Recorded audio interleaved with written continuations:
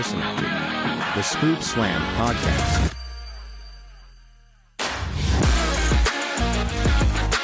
Hello, everybody, and welcome back to the Scoop Slam Podcast. We are days away from Royal Rumble, and before we venture down to Tampa, we got one last episode to record. We were going to have a short, concise episode of reviewing, maybe even some trivia I was thinking about throwing in, and then on a random Tuesday afternoon, they felt like dropping bombs of news, so we got to talk about all that. Like I said, Royal Rumble this weekend, we will be live in Tampa, so make sure you check out our social media and stuff for that, as well as we're going to do Royal Rumble predictions at the end of this show, so probably a big episode. We're going to figure it out. Before we get too far into it, I am one half of your hosting team. I am Micah, and as always, the historian of the Scoop Slam Podcast and CM Punk's biggest fan, it's Ryan. Yo, Micah. Late show, man, but you know we do our best work late night. So yeah, let's scoop it, slam it, talk about all this news. We got a lot of news that happened on that Tuesday. Yeah, let's go ahead and get into it because my phone was freaking littered with it, and I was like, I honestly thought because we were gonna record yesterday. We're recording Wednesday night now. I was like, man, this is going to be a short episode. I mean, there really wasn't much on Collision to talk about. There's a couple points from Dynamite. SmackDown was kind of a breeze. And all of a sudden, we come to our first topic. Monday Night Raw. Here's the headline. This is from Variety.com by Joe Otterson. Netflix WWE strike deal to move Monday Night Raw to streamer beginning in 2025 for $500 million per year. That's a 10-year deal, by the way, for a total of $5 billion. So, big money. Let's go ahead and get into some of the big details, and then we'll start rattling off all our opinions, because I know you got some on this deal, Ryan. Yeah. In a major shakeup, WWE has struck a deal with Netflix that will see its flagship weekly live pro wrestling show begin airing exclusively on the streaming giant beginning in January 2025. That will mark the first time in its near 3-decade history that Raw, not near 3-decade, it's over 3 decades, sorry, that Raw has not aired new episodes on a linear television network. $500 million per year for 10 years, or a whopping $5 billion commitment. Netflix has the option to opt out after the initial 5 and to extend for an additional 10 years. Sources say WWE's current 5-year deal for U.S. rights to Raw with NBC Universal is worth approximately $250 million to $260 million per year. So, with this, that's not all. Under the deal, Netflix will also become the exclusive home of Raw in the US, Canada, the UK, Latin America, and other territories once the deal begins, and more countries and regions will be added over time. Netflix will also become the television home for all WWE shows outside the US. That includes fellow weekly shows SmackDown and NXT, as well as annual live events like WrestleMania, SummerSlam, and the Royal Rumble, as well as documentaries, original series, and additional projects. So outside the US, it seems that the WWE network is ceasing to exist, much like it has in the United States, and that will all be moved to Netflix, but Peacock will still be keeping the library for us who reside in the US. Lastly, the deal is the final step in WWE's latest round of TV rights deals. It was previously announced that the rights to SmackDown had been sold to NBC Universal and USA Network in a 5-year, $1.4 billion deal. Not long after it was announced that NXT would be moving from USA Network to the CW, a source close to the deal pegged the value at about $20 to $25 million per year for 5 years. Acquiring the rights to Raw solidifies Netflix's push into live programming, with the streamer having just tested the waters with live streaming of late. They debuted its first ever live event with the comedy special Chris Rock's Selective Outrage. This also will somehow boost the amount of homes that Raw is in. This bumps it from about 90 million that's on cable to about 230 to 250 million Netflix subscribers. So, in a crazy, weird twist of events, this makes wrestling more accessible. But I know that was a lot. But well, hold up, pause though, Micah. How many people are going to cancel Netflix because you know the pricing is going up in about a month or two again. So are we really going to be in 250 million homes after a month or two? I'm sure it'll still be above 90 million. I thought a bunch of people were going to cancel it after they went to the no password sharing, but people are creatures of habit, so they keep paying for the Netflix subscription. I know I'm not. No. I've long got rid of Netflix. There really isn't anything. Have they been cooking anything lately? Like, does anybody talk about any? Go ahead. Oh, I was gonna say the only thing I watch on there is Stranger Things. Whenever they come out, yep. Whenever they come out with the new season of Stranger Things, I'll buy it again, binge the whole show, and then cancel it. I think they said something too about the basic package of Netflix is going to include Raw, and it's not going to include any ads. No, I heard something different that it will include ads, and they're going to stay 3 hours. Oh God. Even if you got ad-free Netflix, you still have to sit through the ads for live television. Because live television is still a new thing on Netflix. I don't think they have the details ironed out yet. That's what I wondered was how is Amazon did it with the NFL, and that's the big thing is live sports. All these streaming sites want live sports, like HBO Max, or not HBO Max, just Max has started doing Bleacher Report. Now they've got NBA games, NHL, all that good stuff on Max. Well, yeah. Prime has the NFL, and Peacock had the WWE. So it's a big deal right now, but Netflix hadn't really dipped their toes in that as much, like you were saying.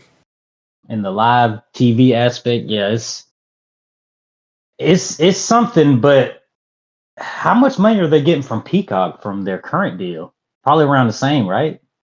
I don't know how much. If you'll give me just a second, I can find out. But I will say this says Netflix subscribers who pay for no ads likely won't see mid-match commercials during Raw. When was that article?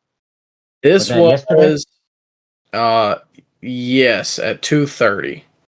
Okay, because I saw something today that said that Nick Khan said that it was going to stay 3 hours and it still was going to have ads. Oh, okay. Well, then maybe that kind of nipped that in the bud. But still, though, when WWE's deal with Peacock runs out, I'm sure it's going to be a big bid to get the WWE rights from Peacock. Or is Peacock even going to be a thing when the WWE deal runs out? I don't know, because I've heard they're losing a lot of money. But this says right here from sportspromedia.com, WWE Network is already phased out in the U.S., where its programming is integrated into NBC's Peacock in a U.S. $1 billion deal believed to expire in 2026. So 2 years from now, what happens? Well, I'm sure they're probably going to get another big deal from Netflix. I wouldn't doubt it. If they already have Raw, why would you not just get the whole package? Unless the ratings are not worth the investment. Because there won't be a ratings, like we won't be able to access that anymore, right? We can't look at the Raw ratings anymore, right? Yeah, they'll just release numbers kind of like how Peacock does. It's like, 2 million people watched Royal Rumble or something like that. So this is the end of an era for the ratings war.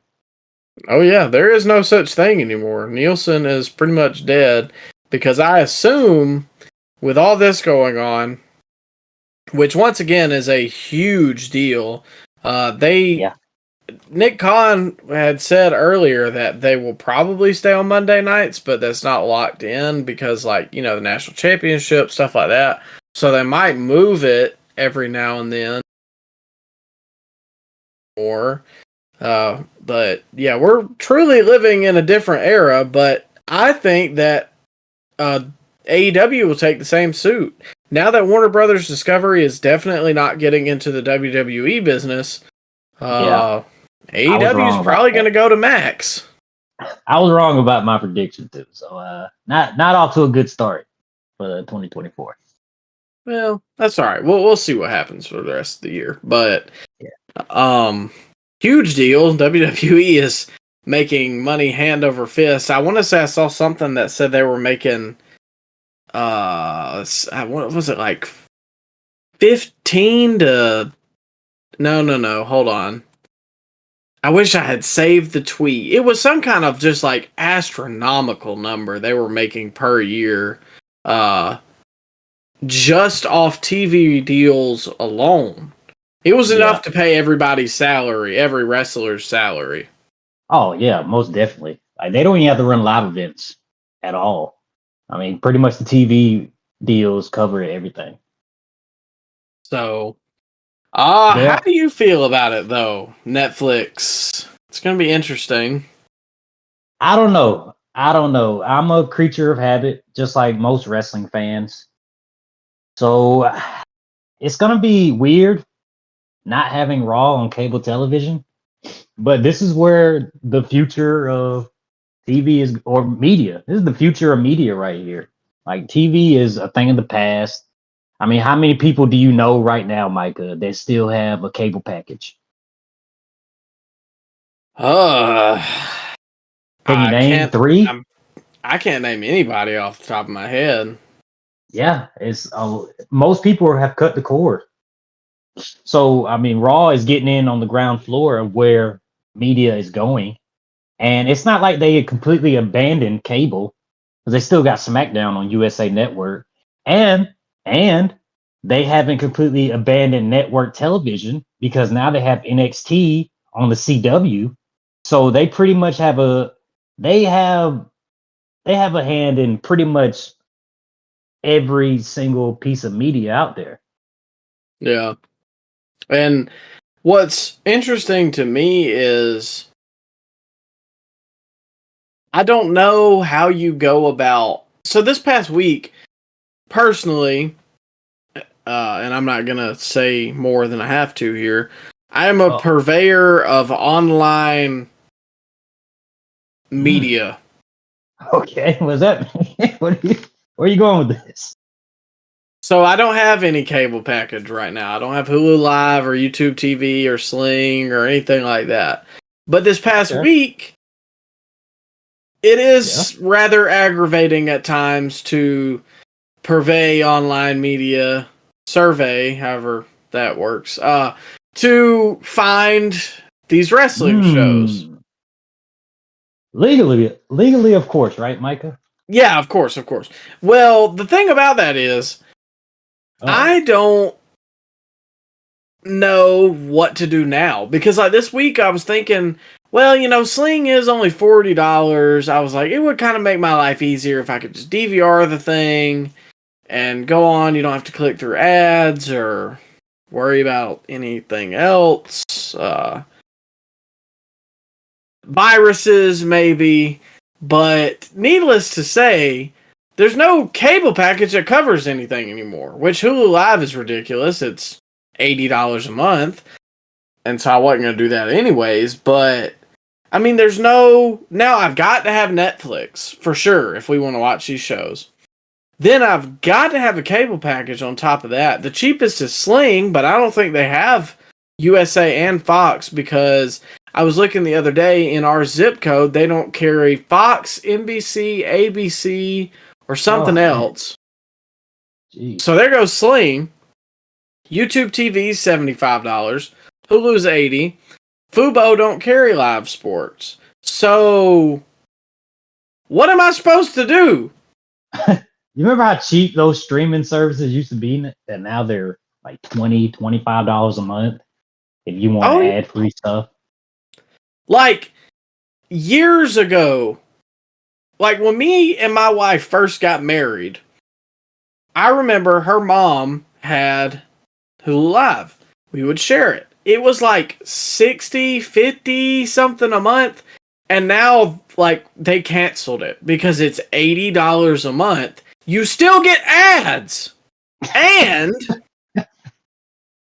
I don't use it but half the year because I only use it when college football comes around or wrestling. Those are the two things I watch. And it is great to come in or be on my phone or be wherever and have AEW DVR'd and have WWE DVR'd. And if we were making money off the podcast, I'd be perfectly fine with that. Or if me and you could, share a cable package, that'd be cool. Nope. You have to be in the same zip code.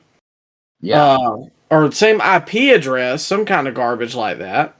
And it's $80 freaking dollars. Like, what am I? Made of money? And so now you have to have like 5 or 6 streaming services, dude. Yeah, exactly. On top of Hulu, I've already got Disney Plus. I've already got Max. Which went up, by the way. Disney Plus went up, by the way. Yeah, they tried to stifle me for that crap, and I told them no, and I went down to the basic package. So, Disney Plus, got Max, you got Crunchyroll, I got the basic Hulu package. So now, this is solely just if I wanted to watch wrestling. You're going to need... There's ads in Disney Plus now, too, isn't it? Yeah. Because the basic package is like... Or the basic package is like $7, which is what it originally started at with no ads. Yeah. It's gone up to like $15 now with ads or without ads. But I digress. Now to consume all the wrestling media for us to do this podcast, which, by the way, we make no money doing. This is just because we find it fun. I have to have Hulu or YouTube TV, so $75 to $80. And now I have to have a $10 Netflix subscription on top of that. Just to watch wrestling. That's not including college football or Stranger Things or a new cool show on Max or the new Star Wars series. Like, it's just as expensive as cable used to be. Yeah, and I didn't even think about it until you just said it, but Raw's basically going behind a paywall. Yep. Insane to think about. You got to pay for what they're doing on Monday night now? And most of it ain't worth paying for, just being honest. But let's talk about a couple pros that can come from this, and then we'll move on because we have spent a pretty good while. Okay. TV 14 could return because I don't know about restrictions for live streaming. Plus, if we've seen shows in the past come from Netflix that don't matter. I mean, or when I say don't matter, I mean the nudity or blood or anything like that doesn't matter. Obviously, it's not Max because Max has Euphoria, and that I won't touch that. But they got pretty much everything you ever want to see in that show. I've never watched it, but I've heard. So I'm sure there's different restrictions for that if it's your own media. So that means blood, maybe more real storylines. I saw an article today that Triple H said they're shifting more towards realism product. So that's a positive. Another positive, you can immediately watch it right after. Yeah, that is nice. And you don't have to either go to Hulu and wait, to the next day. I'm assuming. Or you can watch it, like on Peacock, you have to wait months. So that'll be a nice plus. But you know who, and this is the last thing I'll say, you know who I really feel bad for? Who's that? There's a lot of old people out there that, I don't know if you've ever come across them, but there have been a couple that I've known that every Monday night, yeah, their tradition was to just turn on Monday Night Raw. And I'm not talking about like 50 and 60-year-old people. I'm talking about like old people. Like it's like what I said, Micah, wrestling fans are creatures of habit. Yeah. And like my brother's granddad, I'm sure he wouldn't mind me mentioning this because ultimately it's what got my brother into wrestling, which in turn got me into wrestling. He was old, one of those old, real Southern, kind of farming, one of those kind of guys. Every Monday night he had Raw on. Didn't matter. So for that fan, I hate that because if they don't have a Netflix or they don't have a way to watch that, what happens to them? Oh, they can tune in to the USA Network, brother, on Friday nights. Watch SmackDown. Well, SmackDown is the superior show, but that's beside the point. Yeah, I get what you're saying though. Yeah, it's a lot of the old fans are not going to subscribe to Netflix, so you're going to kill off a portion of your fan base. But you do have the option to create new, younger fans with the Netflix model. But yeah, man, the older fans are getting screwed with this. I agree. Yeah. So I don't know. We'll see how it plays out. It's definitely going to be interesting, and times are changing in the world, and times are changing in wrestling. WWE was kind of at the front of the whole streaming service thing, anyways, when they did the WWE Network. So Nick maybe Khan they're go ahead. No, go ahead. My bad. Oh, I was just gonna say maybe they're on to something again. Nick Khan was the best hire that WWE has ever had. Oh yeah, absolutely. Which we're fixing to transition to another Nick Khan move, I'm sure. This is from ESPN. Mark Shapiro. No. I can't pronounce this guy's name. I'm gonna do my best. Raimondi? You might know him. Yeah, sure. Okay. Okay. Yeah, I know that guy. The Rock is appointed to UFC WWE's TKO Group Board of Directors. This article right Johnson. here. Oh, well, a little Not bit Dwayne of both. Johnson. Oh, okay. All right. Well, we'll touch on that. This here says Dwayne Johnson, the actor, former WWE star, and most followed American man on social media platforms in the world, was appointed Tuesday to the board of directors of TKO Group, the publicly traded company consisting of the UFC and WWE. In addition to his appointment, Johnson, 51, has been granted the full ownership of The Rock trademark, which had been owned by WWE. And Johnson has signed a new services and merchandising agreement with WWE that provides for his promotional licensing and other services per release. Being on the TKO board of directors and taking full ownership of my name, The Rock, is not only unprecedented, but incredibly inspiring as my crazy life is coming full circle. I'm a builder who builds for people and serves the people, and Ari Emanuel, TKO CEO, is building something truly game-changing, Johnson said in a statement. Wow. So this is what he meant about being the head of the table. He was going to be the head of the boardroom table. You think that's what he meant? I don't know, man. He's still teasing the match because I saw him on First Take, and he was like, well, me and Roman do have that match at WrestleMania. It will be the biggest main event. So he's still teasing that match. I don't know if it's going to happen. Why would he be teasing it like that if it was going to happen? I think it's still going to be a pipe dream. As more and more days go by, I'm starting to believe that the match isn't going to happen at all. And it was just him showing up on Raw. Just that little head of the table line was a little tease to his future position in the company. Like, cause I don't think this match with Roman is going to happen. Nothing. There has been no like movement on television with Rock showing back up or Roman mentioning Rock by name. It hasn't really happened on TV last couple of weeks since he showed up and beat up Jinder. Yeah, I mean, Heyman was the only one to really make mention of it. With the fact, remember he said the only two ways to get media buzz these days is date Taylor Swift or mention the name of Roman Reigns. Yeah. So, I don't know, man. It's a weird I'm gonna situation. say, just for the sake of kind of the podcast and this being interesting, I think it's gonna happen. And I think a lot of people are gonna be upset about Cody, but I have to agree with him. I mean, and Oh I man, know that's a hot take, and it's a real hot take online.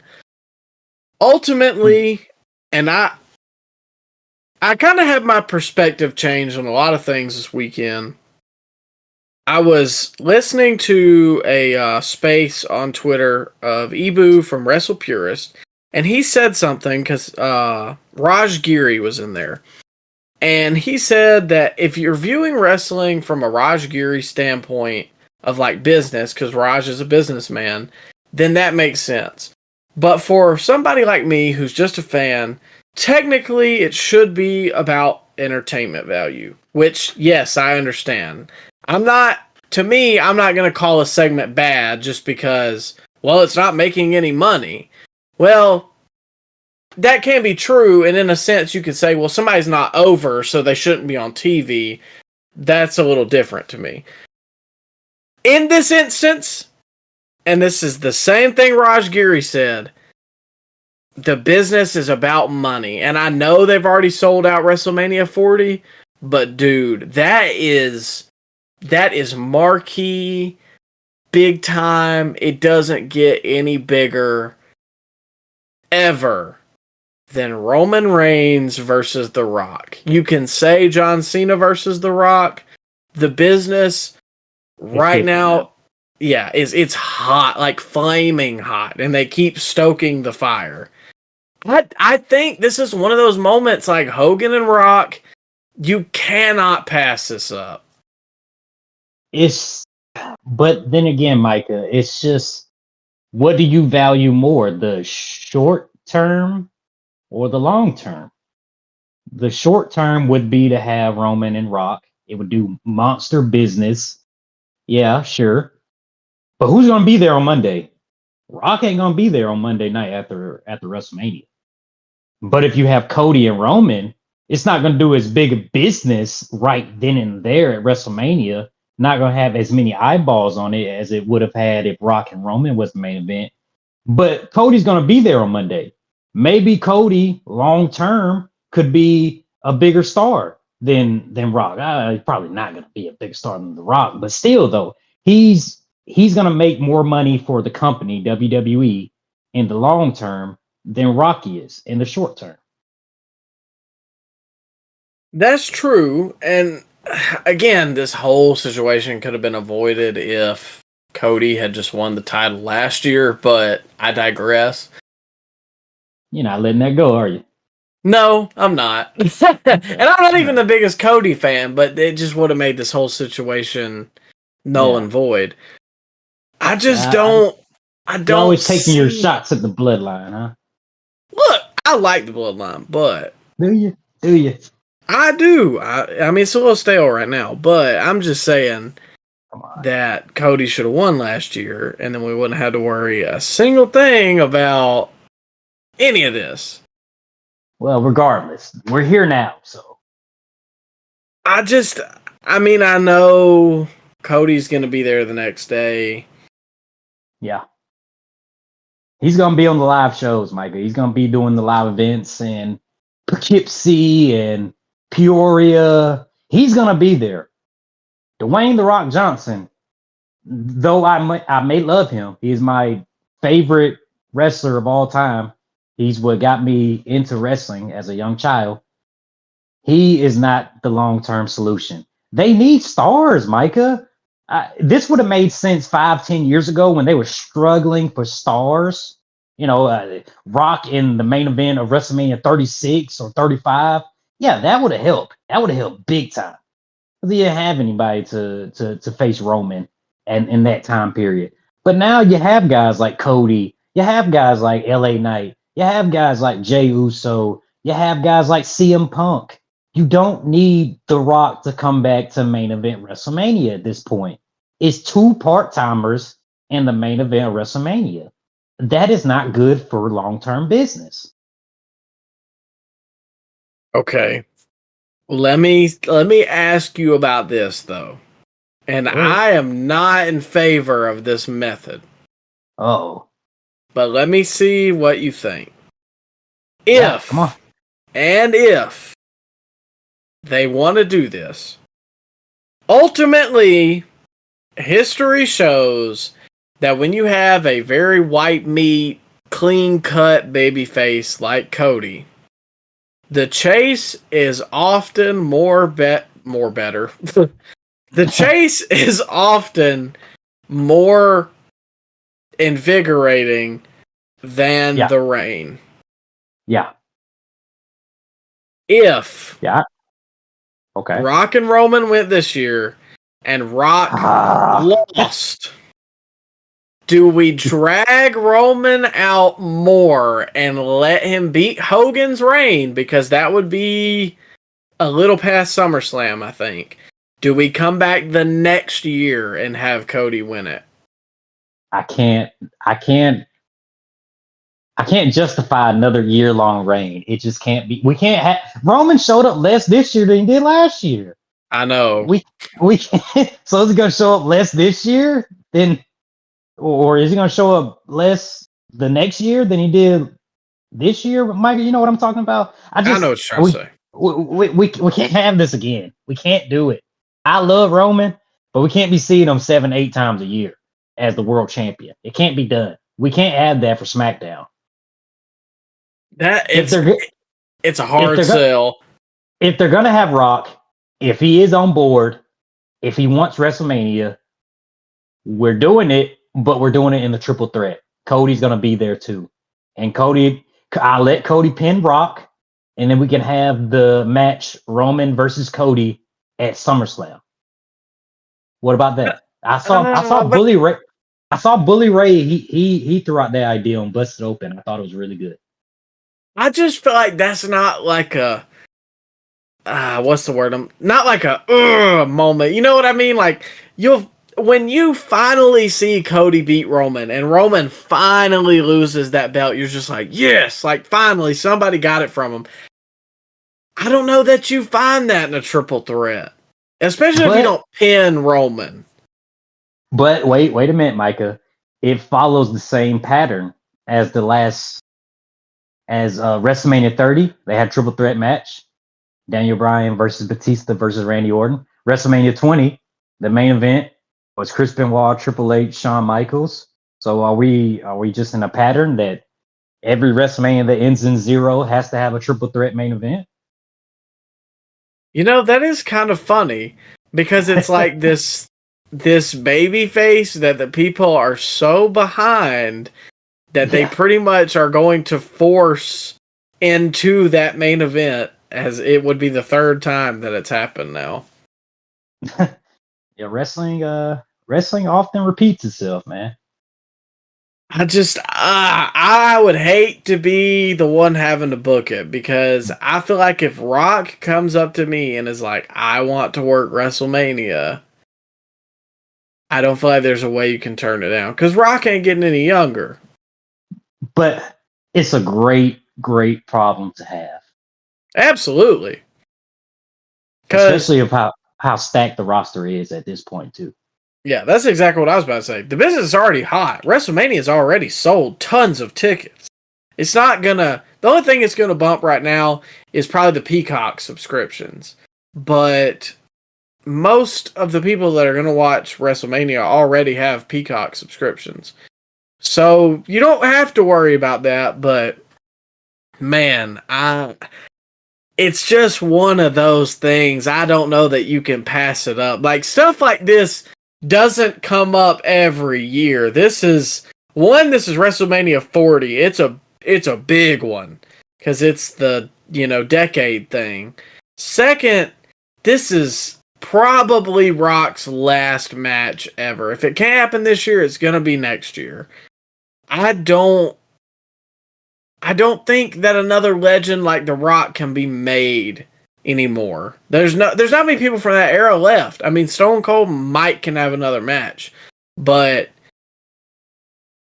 to send him out in the main event of WrestleMania against his cousin, at WrestleMania 40? I don't know. I think you got to. But one more thing, Micah, and we'll probably move on because we haven't been going a while. So Rock is a part of the board of directors now. We got Triple H as the head guy in WWE, and you got Shawn Michaels as the head guy in NXT. Who would have thought in 1999 the corporation would be running the WWE? Imagine telling somebody that too in like 1997 when Rock was like an undercard guy, Shawn was in and out and strung out, and Triple H was still kind of an undercard guy. They probably ask you, what is WWE? Yeah, what happened? What happened to the F? Get the F out. Well, anyways, a lot to be excited about for the coming weekend, Royal Rumble and the road to WrestleMania. I gotta admit, this is probably my favorite time to be doing this podcast. Oh yeah, it's Christmas time for wrestling fans this time of year. Well, and not only that, I mean, I wish AEW was kind of in the same boat that WWE is in, that everything was just hot. And that was a fun period when Punk was there. Well, no, we weren't recording then. That was a fun period to be a fan. But it felt like for a long time since we've done this podcast that stuff has been kind of wishy-washy, but like recently here with WWE heating up, this is probably the best stretch of just shows that we've done and stuff. Like I'm genuinely interested in the product. Not even like just a couple things from the show. Most of the stuff I can watch it. Like I'll turn on SmackDown and watch the whole thing. Now, do we talk about everything? No, but you know, it feels like they're giving more time to matches too. And absolutely. The presentation feels a lot different now. Well, I won't say a lot different, but little by little they're doing different stuff with the presentation now that Kevin Dunn is gone. So that is a big W because they have been kind of looking the same for the past 15 years, but they're doing other stuff like the backstage segments and the vignettes, the opening intros to the shows, which like kind of showed up and then went away and then showed up again and went away. But now it's looking like they're doing that every week now. So I guess that was a Kevin Dunn thing. He didn't want the shows to have intros, which never made sense to me. I always liked the opening intros. But I like what they're doing right now. It feels like they're taking a little bit of a risk. Yeah, it feels not fly by wire, but like they're just kind of, like you said, throwing a bunch of stuff out there and seeing what sticks. And it does feel a little bit more realistic. Obviously, it's still a little kind of kid-centered at times, yeah. But there's elements in some stuff that you can genuinely buy into. The Punk stuff especially. But like you said, they're doing different things with the presentation, trying out different angles and stages and commentators. I was just about to say that, getting rid of waste of space commentators. No disrespect. Well, I was gonna say, I love the people online that like they'll post like quotes or whatever, like how somebody would react to this and be like, Michael Cole will be like, vintage Randy Orton, or stuff like that, and they'll do Kevin Patrick and he'll be like, oh, like that's all they write. he was he was not good on commentary, man. Thank God they got rid of him, and it's about time. I was celebrating when I heard that news. Yeah, it's definitely going to be a breath of fresh air. But speaking of commentators that we could get rid of, Wednesday Night Dynamite. It is time to get into our weekly reviews. And last week on January 17th, they came to us with AEW Wednesday Night Dynamite. They opened up the show with a walk through the back with Hook and Samoa Joe. Small stuff here. It kind of goes into the presentation, but I was also going to say that same thing. I think it's different, and it just kind of adds a big fight feel. I hate that they used it for Hook in Samoa Joe, but I like that they did it. But for the first match, we open up the show with Christian Cage versus Dustin Rhodes for the TNT Championship. And honestly, I gotta say, this is crazy in 2024 that we're seeing both these guys in the ring here together, putting on what I thought was a pretty good match. I mean, these guys were from the Attitude Era. We were just talking about The Rock. Like, how many years does he have left? You don't get guys like this anymore. And there was two in a different company putting on probably the best match of the night. Yeah, two guys that were around in 1998 doing Code Reds and Canadian Destroyers and, a bunch of stuff that you wouldn't normally see men of that particular age be able to do, but they had a back and forth match. Maybe it went on a little too long for my liking, but they worked hard and the crowd enjoyed it. So, yeah, I didn't hate it. Yeah, the crowd was really behind Dustin here. I don't remember where exactly they were, but I want to say it had some kind of sentimental value to Dustin, and the people were like crazy for him. Was it somewhere in like Texas? I thought they were in Carolina. Oh, yeah, well, that makes sense. I don't remember, to be honest. But like you said, they pulled out some stuff that they're not known for exactly, but it didn't happen immediately, and they didn't spam the moves back and forth. It started out slow, but the fans were extremely behind Dustin, extremely against Christian. And, it kind of goes to show you when you start slow and you build to something like that, that less is more. Yeah, they would pull out a Canadian Destroyer, but then they would sell it for a minute. You know what I'm saying? Like, it's just a weird amalgamation of wrestling on AEW, because you'll have a match like this, which is kind of classic. Pull out some old moves here to pop the crowd, but it's not dueling Canadian Destroyers. And then later on, which I'm not talking about in this show specifically, but you'll see 18 super kicks and 35 planchas to the outside. Like, it's just a weird mix. If you're Nick Wayne, though, I mean, are you marking out at ringside? Because he's 18, 19 years old, and then he's in the corner of Christian going against Goldust in 2024. Yeah, I know I would be.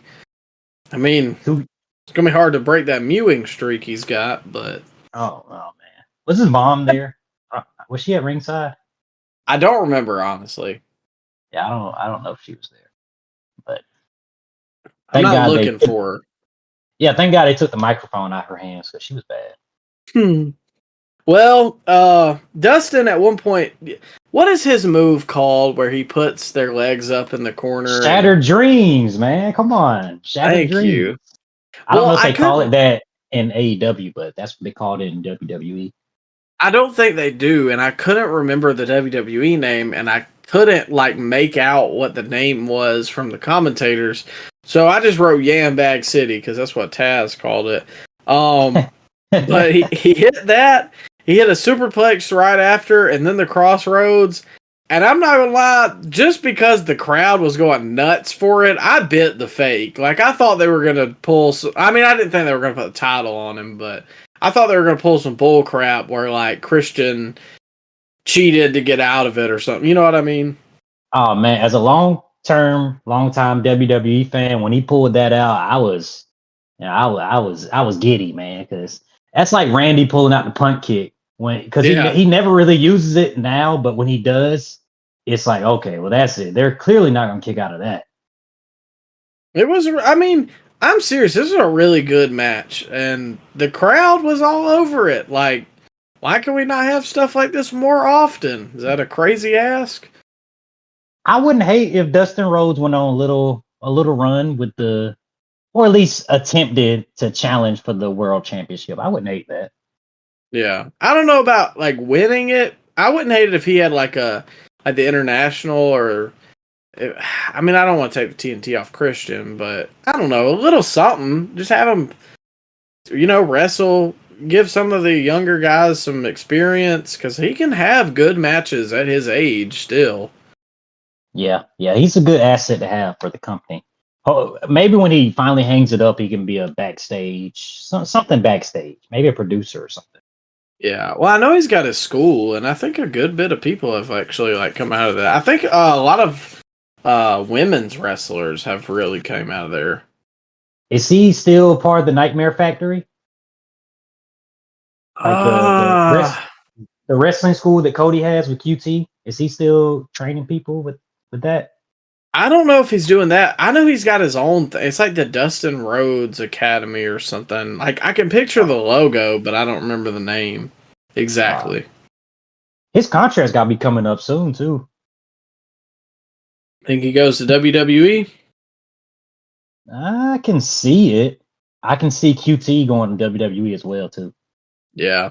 I don't know. I don't really know how he'd fit there, but I just don't see where they slot him in. Well, a trainer's a good point. Yeah, I don't see him being on TV, but he'll be a trainer at NXT because people will dog his on-screen persona, but nobody ever disparages his behind-the-scenes work as far as like training talent. Yeah, I don't know much about it, but a lot of the AEW guys have praised QT as being somebody that helped them. Like Hobbs, not in character, like seriously, I think QT had a big hand in his development and stuff. So, I mean, that's nice at least. Yeah. Well, that was really the only match for the rest of Dynamite that we're going to talk about aside from the main event. They got a couple segments. Not a big, not a lot of stuff to talk about from these, but stuff I wanted to hit on nonetheless. Chris Jericho was in the back cutting a promo, which I thought was, once again, kind of funny.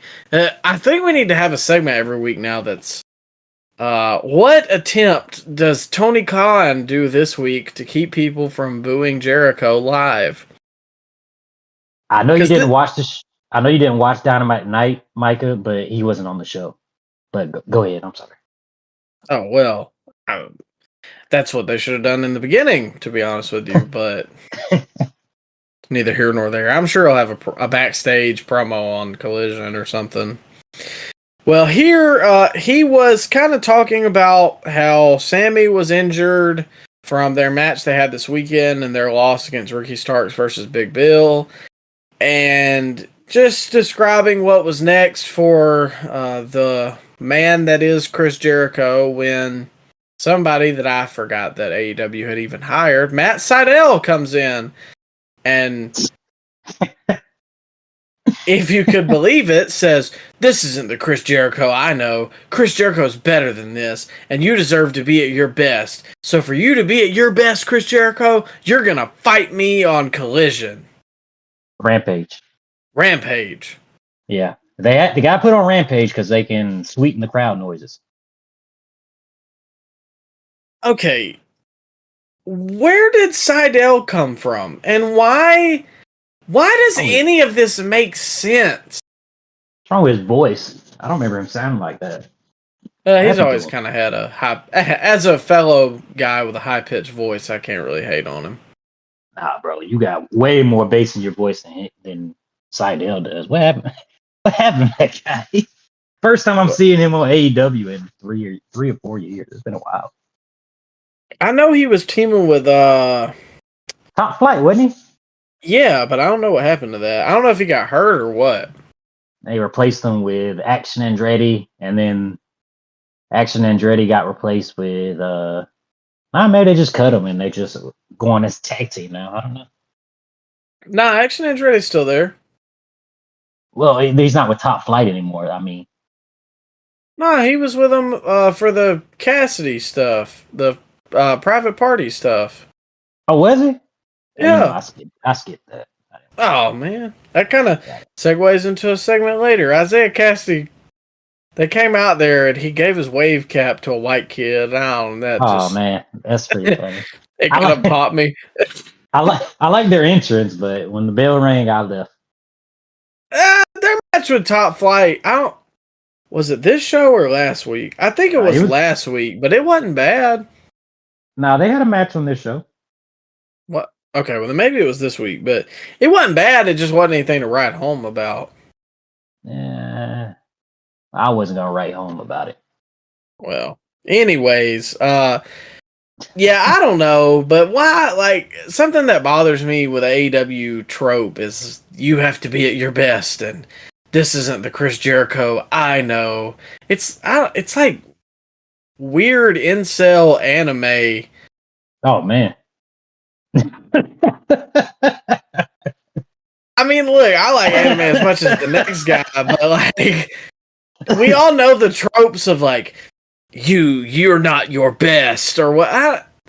You know what I'm trying to say, Ryan? Yeah, okay, I get you. Or I have friends, and you used to be my friend, but you're not my friend anymore. Yeah, I understand. And every backstage segment, they talk for 15 seconds, and like clockwork, somebody interrupts them every single time. Every single time, Micah. Every time. It happens. Do they not see those guys off camera? That's exactly what I was about to say. Those guys walk up so not normal. It's like they're standing there and they take their first step coming into the shot. If that makes sense. And they're facing the camera. So I don't know. Seidel feels like a weird plug in here. Jericho really should probably be off TV right now. And can we not just have people wanting to fight for money, or I don't like you, or you sound like a tit for crying about losing your match in this backstage promo? So I don't know. No. There's got to be more realistic ways to have beef with somebody. Well, at least they're bringing back the rankings so you can have justifiable reasons that the matchups are going to happen. So maybe that'll help. Maybe that'll help. I do like the rankings coming back, but let's talk about why the rankings went away or something in correlation, because apparently CM Punk was the reason that the rankings went away. And here to talk about it are Matthew and Nicholas Jackson. Oh. And they're going to play on the fact that CM Punk and all these old cancerous veterans are ruining their company. So they're going back to their God-given names now that the other guy is in the other company making millions of dollars. Yeah. Yeah, this is if this happened 2 years ago, I would have been all in favor of it. But this might be a little too late. It's sour grapes. They're done. The guys you could have had big money programs with while doing this new gimmick is out the door. He's in the other place. There's no payoff. Why are you doing this now? Where was this at 2 years ago? With Sting, of all people. Yeah. Good company got Sting. That's what we're doing this with?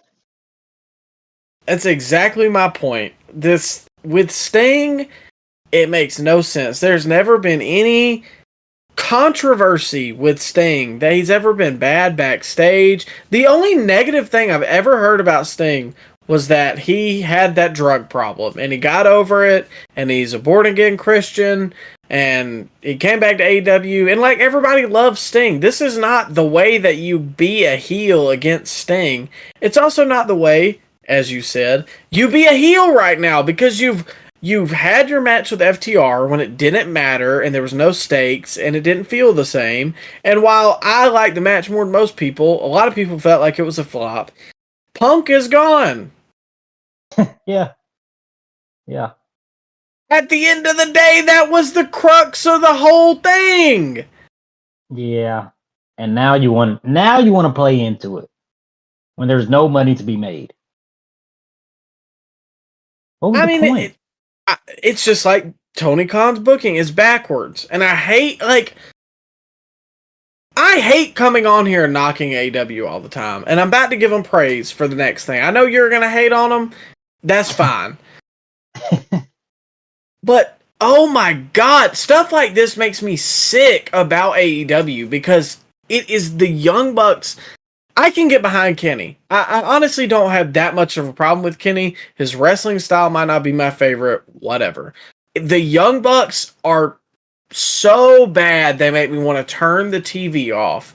And this especially, it reminds me of CM Punk. Well, I wonder what that guy's doing. Oh, he's in the other company, spiking ratings, drawing record houses, selling out t-shirts and figures and signed pictures and whatever else. Oh, he's probably about to headline the biggest wrestling pay-per-view in existence. I'm not saying like per attendance. I'm talking about WrestleMania is the be-all, end-all, the granddaddy of them all. Yeah. What's doing? Yeah. Well, they're doing this. They're feuding with. I don't have a problem. Well, I do have a problem with them feuding with Sting, but I just have a problem with them doing this particular gimmick at this particular time. Like, to me, this is too little, too late. Sorry, you missed your boat. If you weren't gonna do it then, don't do it now. It's over. Exactly. There's another way to turn heel. There's another gimmick you can have, but like I said, it's sour grapes. There's nothing you can do to get them back. There's nothing you could do to have what you lost. I mean, that's just it. They're not going to get any better. Throw them out. Throw the gimmick out. And that might be the mantra for the Young Bucks at this point. Have they gotten any better since they've been on TV? No, they gotten worse. They've been exposed, Micah. Because when they're on the indies, you see them. You see their matches. You didn't see their promos. People like the flippy stuff, and they like the super kicks. Yeah, it was a fad. But the fan base at this point, when you see it every week, when you got 30 guys on the roster to do that same stuff, what do the Young Bucks bring to the table now? At this point, the Young Bucks are nothing more than the legacy of what they used to be. There's nothing they can do to reinvent themselves, because obviously they've tried, but there's nothing they can do to reinvent themselves in the eyes of the fans, because either, one, me being a CM Punk fan, or just, anybody who kind of follows both of them, you see CM Punk, say you're somebody who's middle ground and you don't care because it's backstage stuff, you see what Punk's doing, you see what they're doing. What they're doing seems kind of lame, especially now, but regardless of that, they have nothing other than just their legacy. They're trying other gimmicks and it's not working. And at the end of the day, they were guys who were famous on the indies because the clips get shared around. You can't name a Young Bucks promo that happened ever that you liked, and it worked better on the indies. Yeah, it did. It did. It don't work here, and it's not gonna work. The best thing to me for the Young Bucks, I'm serious, and this is gonna be probably something a lot of people hate. The best thing the Young Bucks could do would be to take 2 years off and then come back. Jesus. You want Tony Khan to pay these guys for 2 years? Well, and not do anything? Let them be EVPs, let them do all that stuff. They're at the point now, and I know they're not old, it's gonna have to be a John Cena run. I don't think that would work either. People groan when they come out, Micah. It doesn't matter if they show up once a year, twice a year, every week. I'm still gonna fast forward their segments. I don't know. Maybe, but I feel like those fans, if they left for a year, two, something like that, missed the Young Bucks, and the Young Bucks came back in their traditional Young Bucks gear, and they just kind of did the Young Bucks that you don't have to cut promos as much. You just do a Young Bucks match, and you say, we're back for one final run with the tag titles. I just feel like that's all that's left for them. They don't have a gimmick they can go to because they're not promo guys, and this is not going to work.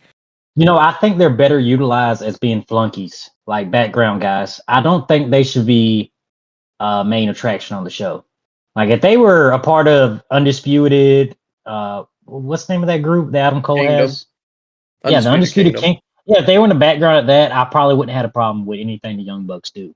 That's probably what they're best suited for is, background flunkies to just take the pin and to make funny faces in the background while Adam Cole's cutting a promo. Like what the Kingdom is doing right now. Yeah. With Mike Bennett and Matt Taven. Or like what, I mean, ultimately they did with Kenny, which is what they got over for in the first place. Yeah. Yeah, maybe that's where they're suited for. I could see that. When they had that faction and Kenny was world champion, I didn't mind them that much. Matter of fact, I actually liked their match with the Lucha Brothers at All Out 2021. Yeah, I remember you really enjoyed that. That big old cage. Yeah, I like that. Well, I know you like that. Well, but that group with Kenny at the helm to me worked. But the Young Bucks trying to be solo acts, it just, like working. You said, it's come and gone.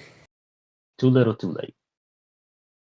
Well, we arrive at our main event for Dynamite, and this is going to be a hot topic between the both of us, because we already talked about it a little bit. For the AEW World Heavyweight Championship, Samoa Joe versus Hook. Oh, boy. You want me to open this one up? You want to start it? How do you want to do this, Ryan? Ah, man. I bless Samoa Joe. God bless him. Because if I'm Samoa Joe, this thing ain't going past 3 minutes. But it went 10 minutes, Micah. And it had a lot of kickouts. And some terrible punches thrown by your guy, Hook, who isn't ready for the main event spotlight. He shouldn't be in. Man, this. Go ahead, Micah. You can start. You're collecting your thoughts over there. Yeah, you can start, man. This was a lot right here. Ultimately, I thought this was a pretty good match. And I felt like it was a good battle between speed versus strength. Hook did throw some awful punches, I'll give you that. But terrible. Joe immediately ragdolls Hook to the outside. Hook then comes back with something quick. And that was the majority of how this match played out. Hook would try something, Joe swatted him down like a fly and beat the piss out of him. He was in the driver's seat majority of the match, as he should have been. And I thought slamming him through the table was a nice, solid bump. It looked rough. The visual was off-putting here, Micah.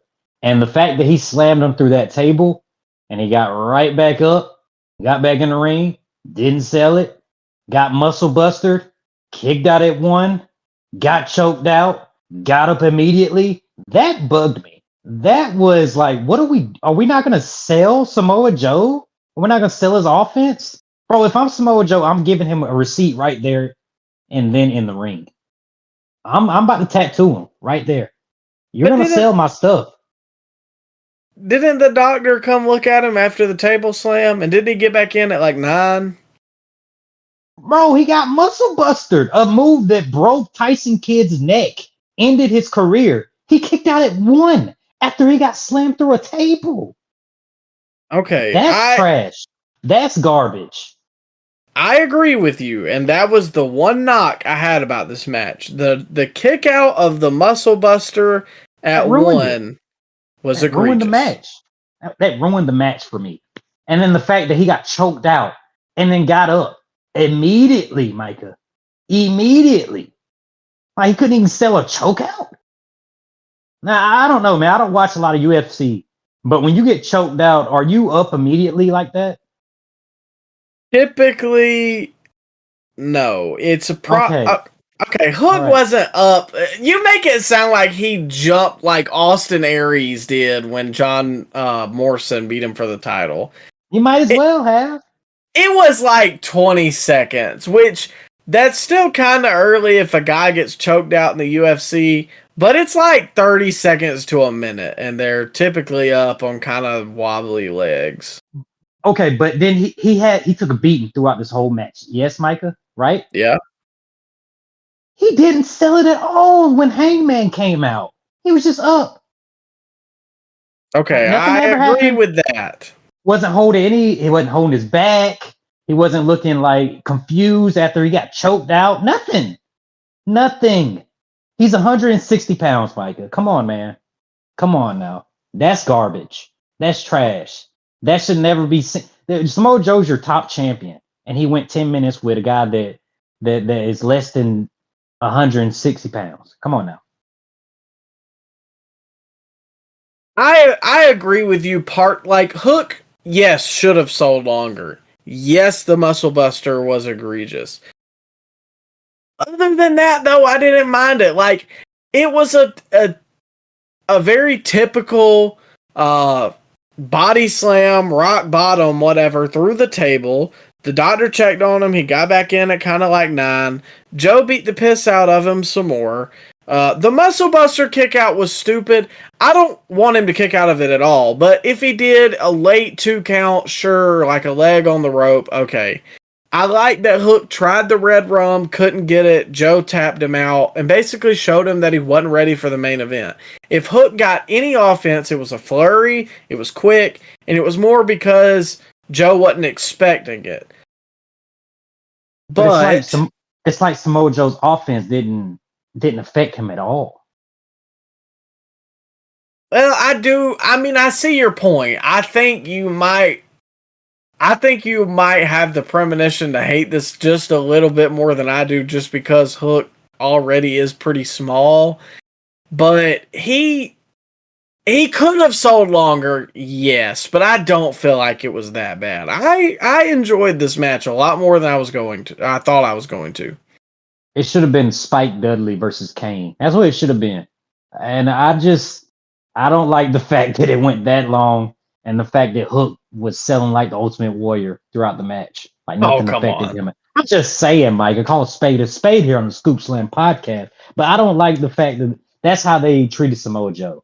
That's embarrassing. That's garbage. And Hook throws terrible punches, awful punches for somebody that's been wrestling for 3 or 4 years. You figure he'd get the basic down like a punch, but he didn't. He's not ready for prime time, and I hated this match. And I hope I never see Hook again. No disrespect at all. Are you sure about that? Yeah. I did not have high expectations because I went into this match assuming it was going to be what every AEW match typically is. It's 20, 15, 25 minutes, somewhere in that range. The guys trade finishers. The size doesn't matter. The guys sell for each other. Nothing matters. It's a finisher kickout fest towards the end, and it's just moves. But this was Joe beat the piss out of him. He had a couple flurries, but I would never say Hook had the upper hand or the advantage in the match, or even got like a good string of moves. Like the best thing he got was at the end with a small, punches, kicks, and maybe he got like a DDT or a clothesline, and then he tried his finisher. Joe reversed it and tapped him. The major knock here was his selling, and I agree with you. He probably shouldn't have gotten up after the choke and the muscle buster. Well, no. If he got up after the choke, whatever. It probably should have hung on a little bit longer. But then Joe came in there and did what? He hit him with a muscle buster and something else, a nut shot. He probably shouldn't have got back up. He didn't sell a nut shot. Well, that probably makes more sense than anything in the match. He didn't sell the nut shot. Well, I'm not going to elaborate on that one for the fans. So, I knew me and you weren't going to see eye to eye on this, but I did not feel like this was egregious at all. I actually enjoyed this and thought it was a good main event. Oh, you're a Hook apologist. Well, I think we all can agree that the aftermath sucked. you had the emotional cowboy come out and scare off Samoa Joe. I do agree with that. I don't. Yeah. I'm not gonna get into my feelings about Hangman Adam Page on another show, but Samoa Joe running from Hangman Adam Page is definitely something because Samoa Joe should not run from pretty much anyone on their roster. Definitely not Hangman Adam Page. If it was Swerve and like the Mogul Embassy, maybe. But I don't think Joe should run from anybody. That's kind of his gimmick. That's your future world champion right there. He's gonna beat Joe at the next pay-per-view. Swerve or Hangman? Amen. They're building him up. He had a match again on the show. He beat Penta on the show. It's looking like they're gonna be on a collision course. A 3-way triple threat match with Swerve, Joe, and Hangman is my guess for the pay-per-view. That'll rival the Rock Cody Roman. Oh yeah. But man, which is a bigger main event, Micah? That'll put butts in seats. Yeah. Turn the channel. I don't want Hangman Adam Page as the world champion again. It didn't work the first time. It's not going to work the second time. And for anybody who says that, well, Hangman should have retained and Punk forced his way, Hangman's reign was extremely stale by that point. I don't know if anybody remembers that, but we were there at Revolution 2022. Remember how Punk and MJF was like the best match on the card and the crowd was going nuts, and for the main event, which was Hangman versus Adam Cole, they were entertaining themselves with Adam chants? Oh yeah. But at that point, Micah, his reign, they did him no favors with that reign. The chase was good by AEW standards. I'll give you that. But who they haven't feud with after that? Danielson, which was fine, but after that, it tanked. Yeah, tanked hard.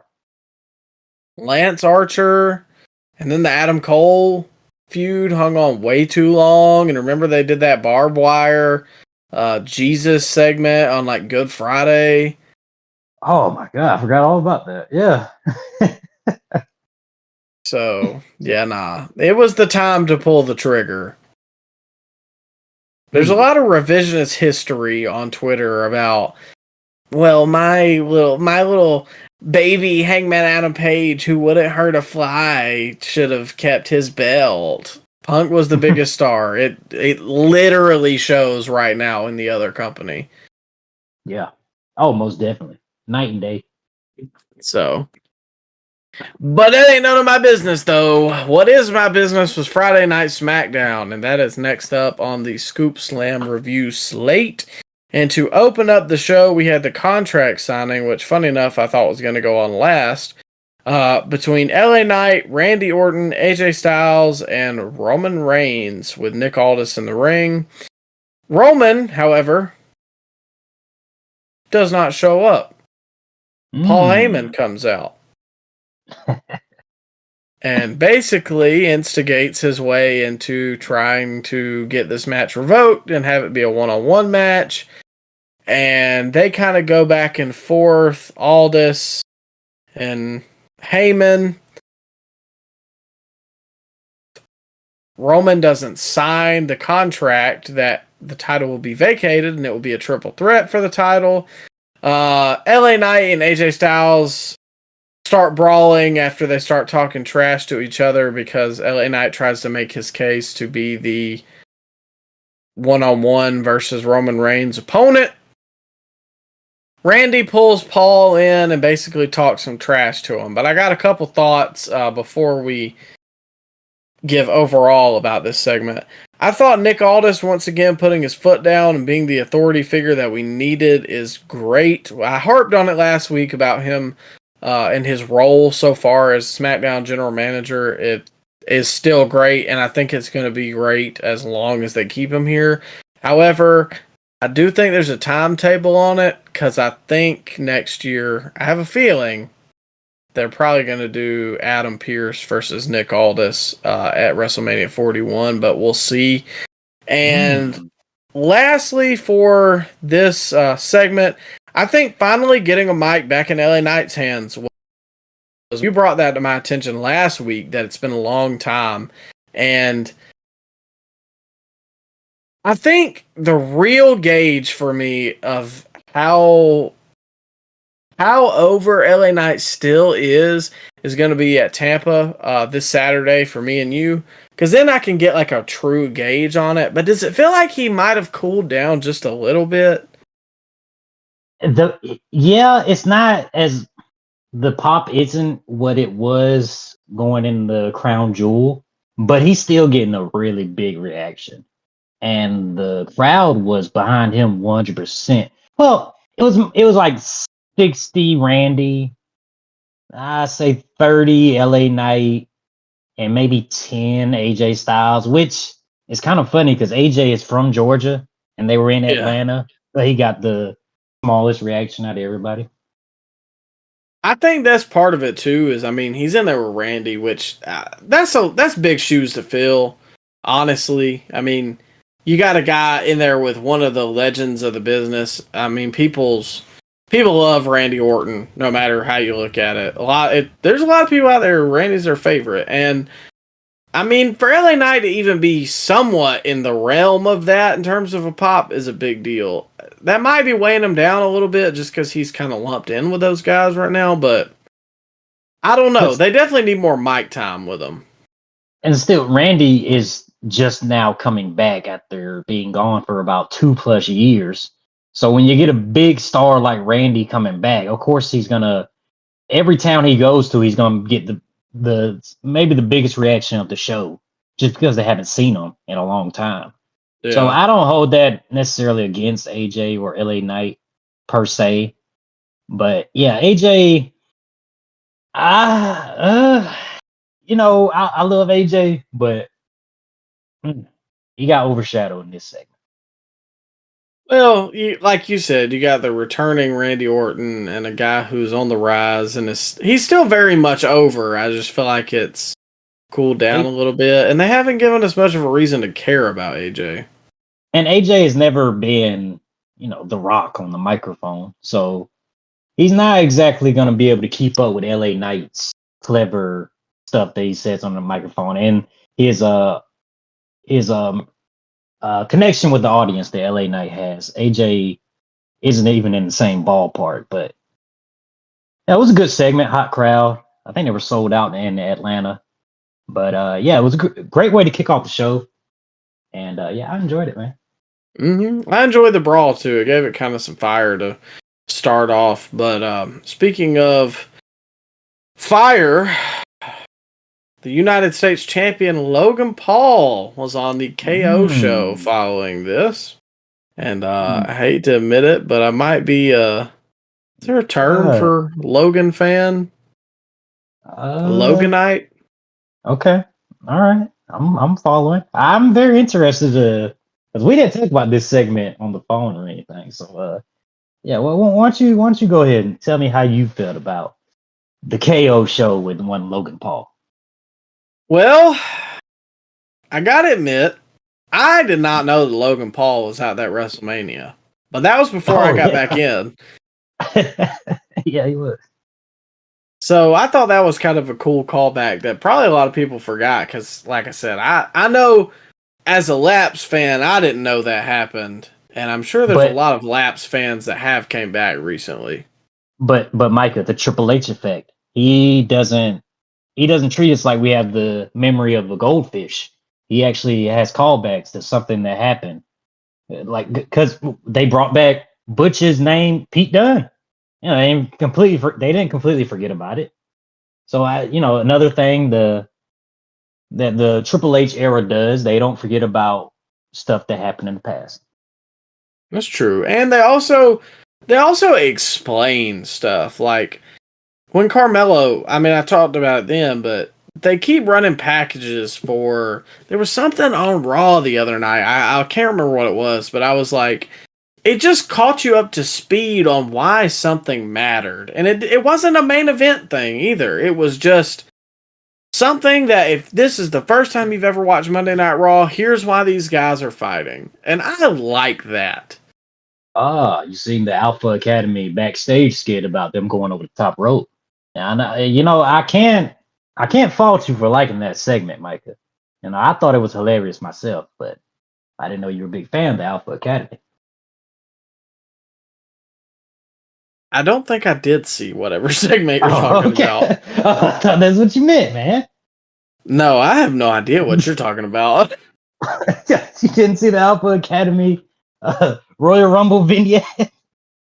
No, I saw Tozawa trying to pick up Otis, but that was it. Oh, there's more to that. They had another segment. You missed that. I thought that's the one you're talking about, Micah. No, I think I did skim by it, but when we get to Raw, I'll let you talk about it.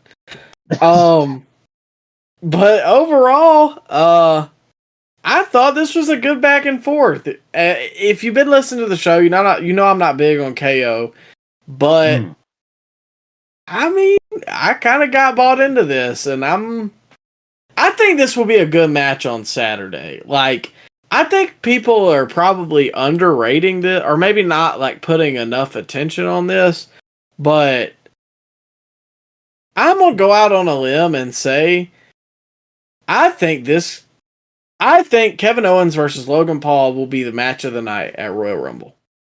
That's not ridiculous. That's not ridiculous at all to say that. And Kevin Owens had some good lines in this too. When he said, I can't say what I really want to say, what I really think about you. I think that's how you put it. But you're protected, you're sheltered, you're not one of us. I like Kevin Owens. Kevin Owens is not no slouch on the mic, Micah. He's not AJ Styles in there. He can have verbal sparring with anybody on the mic. You were kind of a lapsed fan when he has his Universal title reign and his US title reigns and his IC title reigns, but on the mic, there's not a lot of guys that are better in WWE than Kevin Owens. Yeah, I know he gets a little meta sometimes in his promos, but it actually sounds like he is talking. It doesn't sound like somebody is writing for Kevin Owens, which I enjoyed that. I like that. Well, I'm not gonna say this was like the best thing in the world. I think it was a solid. Like, you a hater. You a hater. No. You hate Kevin Owens. You hate Eddie Kingston. What do you have against guys in t-shirts, Micah? I'm in a t-shirt right now. Oh, there you go. Come on, man. You hate fat guys in t-shirts, Micah. What? Just go ahead and admit it. I'm a fat guy in a t-shirt. That's like like being a cannibal. No, but I mean, it was good. I liked it. I liked the insider versus outsider, like interplay. Logan's this guy that's like, dude, you don't even know the realm of my popularity, whereas KO's this guy that is popular pretty much exclusively in WWE, grew up a WWE fan, this was his dream. So I like that back and forth stuff. I like Logan acting like KO's not even on his level, when in this world, KO is 10 times more accomplished than him. I think KO is alright on the mic. He's better than AJ Styles, yes. This wasn't like some master class. This was no Cody and Punk from Raw. But it was a good back and forth. I'll give you that. But it seems like he is speaking naturally to us when he has his promos. Like when guys like, I don't know, Seth Rollins, when he's talking on the mic, it sounds like somebody is writing for Seth Rollins. It doesn't sound natural. You know what I mean? Some guys have it, some guys do not. Some guys can read from a script. Some guys are better with like bullet points. That's true. There's somebody I was comparing this to the other day, but for the life of me, I cannot remember. But he kind of talks like with his entire mouth full. I don't know how to explain that. It doesn't make sense, but it makes sense to me. Okay, well, who was it? I have no idea. It was somebody cutting a promo the other day, but they just... I can't even I have no idea. I feel like it was a women's wrestler. Oh, Becky. Yes. Becky sounds like she is reading straight from a script. KO doesn't sound like that per se, but I don't know. His voice doesn't always sound real to me. I mean, I know you think he does, but to me, it doesn't. I guess. Agree or disagree? Yeah, Great I know you're a segment, big though. KO guy. Yeah, I am. I'm a big KO guy. I'm a big Logan Paul guy, too, the Maverick. You know, when he first showed up at WrestleMania a couple years ago, I didn't even know. I was like, is he from Disney Channel? I don't know what he's from. I know he boxes, but I completely done a 180 on him since he showed up at WrestleMania a couple years ago. Me too. I can't, like, as a person, I could not stand him, but No, as a wrestler, he's got talent, and I'm not gonna sit here and lie and say he doesn't. So, and he's mainstream, bro. Do you know the chokehold he has on the youth of America with those Prime drinks, Micah? oh my God, those things are everywhere. Yes. They can't stay in stock at the store I work at, man. Like as soon as you put them on the shelf, it's gone. You got kids walking up to me, hey, do you guys have more Prime in the back? Like, bro, what? Get out of here. You know, I might have to pick me up a bottle while we're in Tampa. Have you ever had it? I have not. I've heard that it is uh more sugared Gatorade, but not in a good way. I thought it was sugar free. Or maybe it's just sweeter Gatorade. Yeah, it's probably got that sweet and low stuff in it, but it maybe I just got the wrong flavor, but I didn't like it. What now? Which one did you get? Because the red, white, and blue one always seems good to me. Because I like the red, white, and blue popsicles. I got the all blue one. It was like a weird shade of blue. I got it, and I don't know. It just tasted a little off, a little weird. The aftertaste was a little something. I probably wouldn't like it. I don't love blue flavored anything. Like Mountain Dew Voltage is. I'm not big on that, and I love Mountain Dew. The blue raspberry body armors. I'm not a big fan of blue Gatorade. I don't like it. It tastes like this strep throat medicine I had when I was a kid. You talking about Cool Blue or the Glacier Freeze? I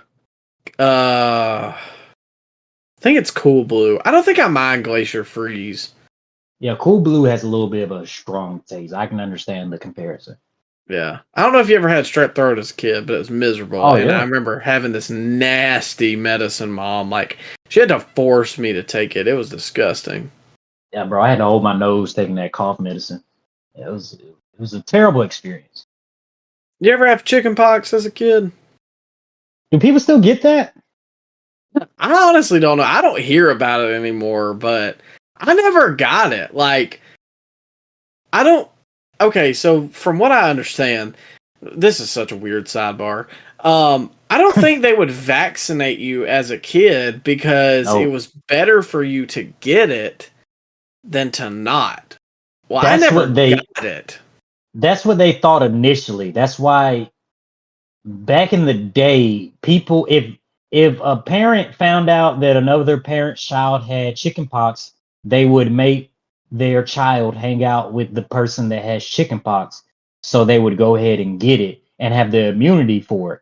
However, Micah, they didn't know about the long-term problems that has with shingles. You are more likely to contract shingles if you had chickenpox as a child. Yeah, we all know that commercial. If you had chickenpox as a child, the shingles virus is already inside you. Hey, we all remember. Pepperidge Farm remembers. Anyways, man. What? Kevin Owens. I never had chickenpox. So they say it's worse when you're an adult. Oh, yeah, man. You get shingles, man. No, I'm talking about like if you get chickenpox, like straight up chickenpox, not just shingles as an adult, it's like deadly. Jeez. I've never met anybody that has had it. Have you? Oh, dude, it ran through our school. Really? Yes, like in kindergarten or first grade, I remember like a ton of people getting chickenpox. I never got it though. Yeah, I've never seen anybody get it. And if you handed me a $20 bill right now and told me how we got to this conversation, I couldn't tell you, but I can tell you how we're going to get out of it. LA Knight versus AJ Styles, which I did enjoy the past segment, and I think that will be match of the night. But LA Knight versus AJ Styles was next up, and this one kind of, with the next one, was more of an angle, so there's not a ton to talk about. I thought this one started a little rough. It looked like something wasn't all there. Maybe clash of styles, no pun intended. I think maybe they were running low on time, so they had to just get what they had to get out of it. That's true. I mean, I could see that, but did you kind of notice what I'm talking about? There's just a couple bobbles where, like, maybe AJ was going one way and LA Knight would go the opposite or something like that. Yeah, this was, like you said earlier, it was more of an angle. Maybe if these guys were given like 12, 15 minutes on a PLE, they could have a better match. But you know what you're going to get with an LA Knight match. AJ Styles in 2024 isn't AJ Styles of 2006. So crowd heat was there for the match. It's just the substance that was in the match wasn't great. Yeah, which I do still feel like AJ's probably knocking the rust off too, but I mean, we'll see where it goes. I wouldn't have minded LA Knight getting the win here though, just to kind of heat him up. That kind of goes back to what we were saying earlier, but what's that? I don't like AJ in jeans. I don't like that. He should be in his traditional tights, man. Like he looks like it's not a street fight. And you remember when British Bulldog was wearing jeans in like 1999, 2000? Yeah, and he was like yoked. Yeah, it didn't feel right. I didn't even know that was the same guy when I was a kid. Sometimes there's just gear that's synonymous with one guy. Sometimes it works. When Undertaker went to pants and all that, it worked.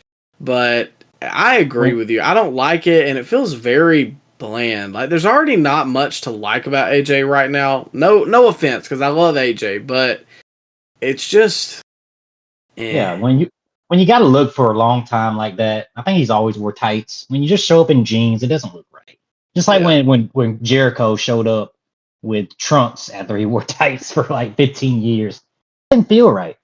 Hey, that worked. I liked that era of Jericho. I hated that Jericho, which I guess that's what he wanted us to do. He wanted us to hate him, but Jericho should have been wearing the tights, man. The tights. I don't know. I was into it because it was different.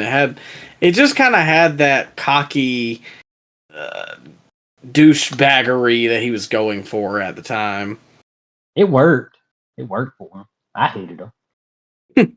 Well, following that match, or really what ended that match, was the interruption by Solo, where he kind of came out and beat both of them up, which he claimed took them out, which I thought was kind of... I don't like when they use that term, because if you're going to take somebody out, like, you either need to, like, break their limbs or kill them. God, jeez, Micah. We're PG, man. I just watched The Sopranos. But what I'm saying... Are you advocating Solo kills Randy Orton live in the ring? No. What I'm saying is like, I don't know, give him a concerto or like stomp on his leg with a chair on it off the top rope. Like, make me think something seriously injuring happened, not just, wow, I hit my finisher, he's taken out. So you want him to cripple Randy Orton in the ring? Well, in kayfabe, brother. Okay. All right. Okay. Well, I get what you're saying. Yeah. And overall, I kind of didn't like how the next match was set up, which it was Solo versus Randy Orton. Yeah. I mean, are we just led to believe that AJ and LA Knight didn't get up and walk out? Yeah, it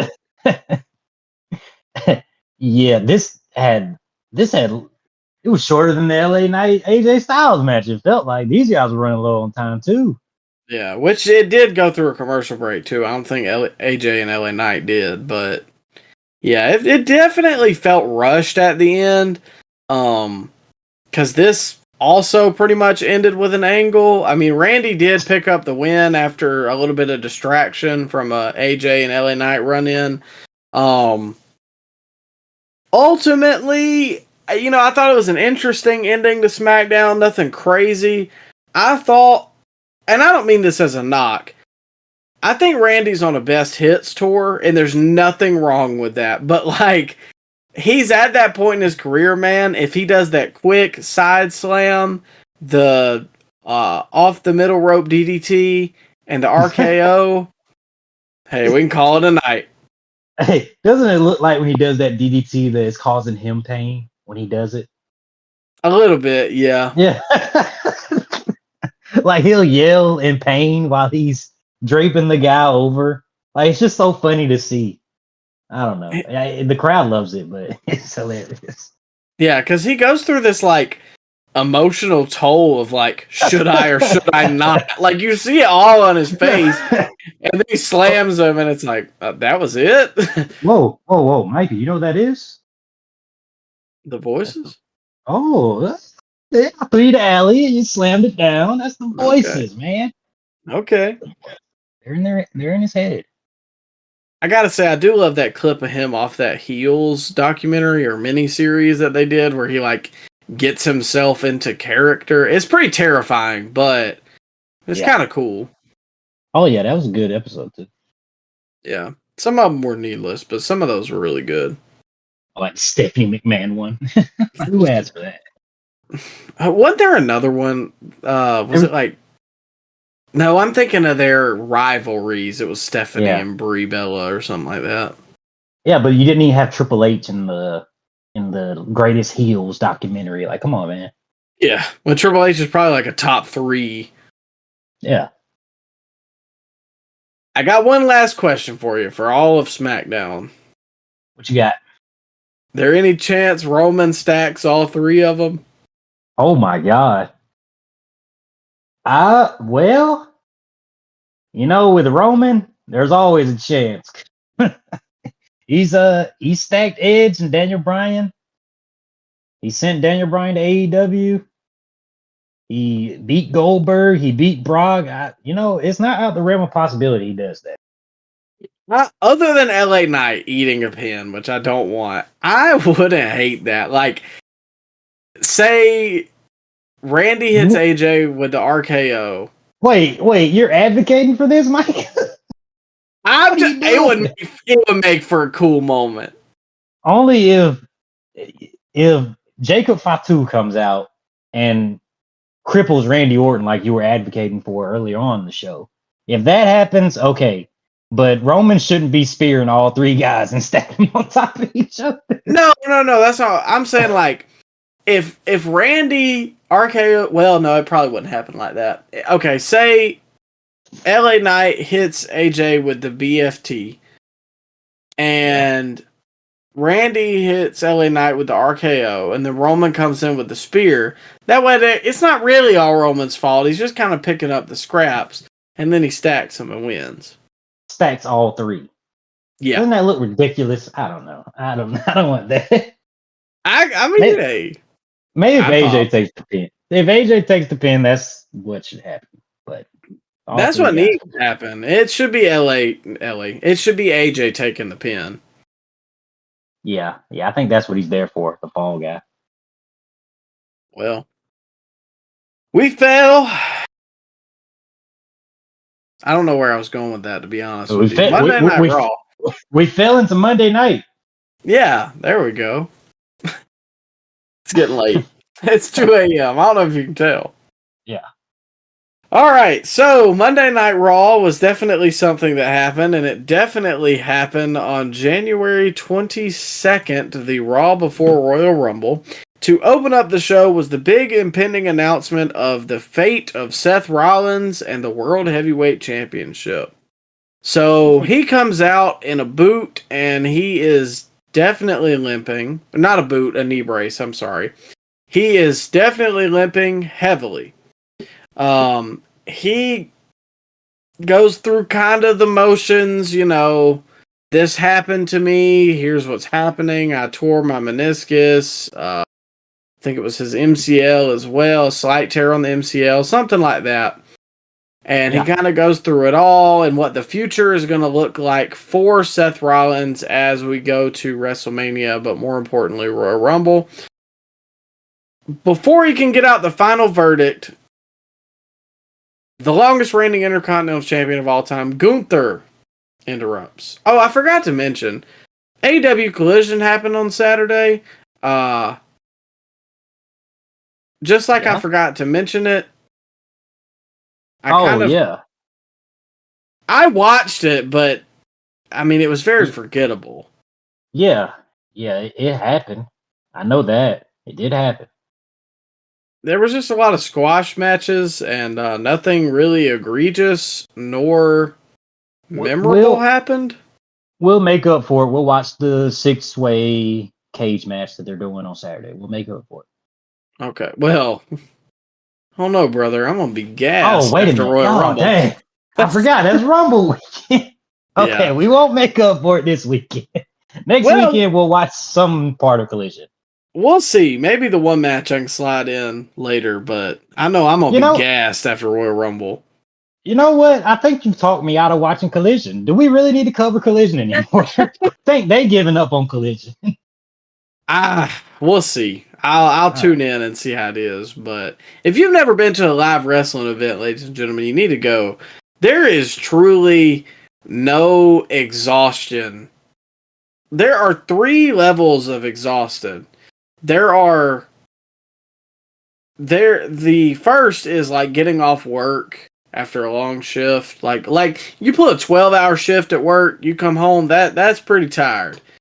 Yeah. The other 2, if you ever go to a theme park, Disney, Universal, anything like that, and you make a day out of that and you come home, that's pretty exhausting.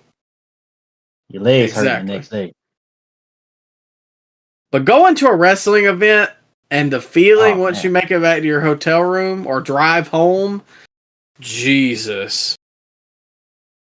The drive back is the worst part, especially when you're driving back at night. It was like it's like in eternity. Especially a pay-per-view. Like last year we went to SmackDown and Collision.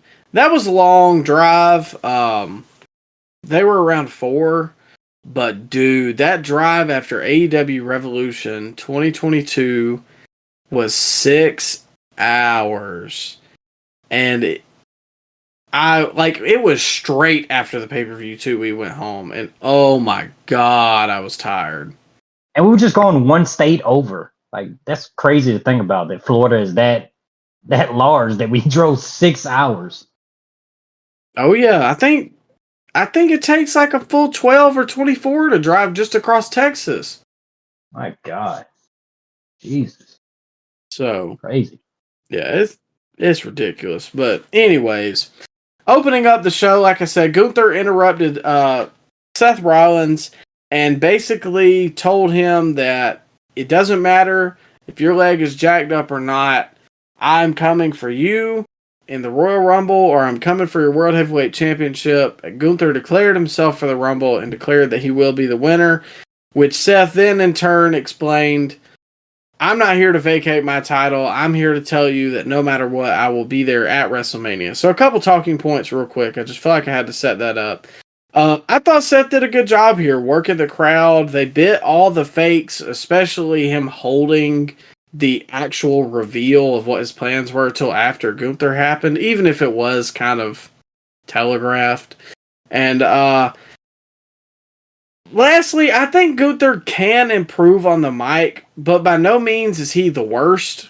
I just felt like there was a couple slip-ups. Famously, he said the Rumble was going to be on Sunday, and it is going to be on Saturday. Bro, no, it was even better because as soon as he said that, they flashed the graphic that said it was on Saturday.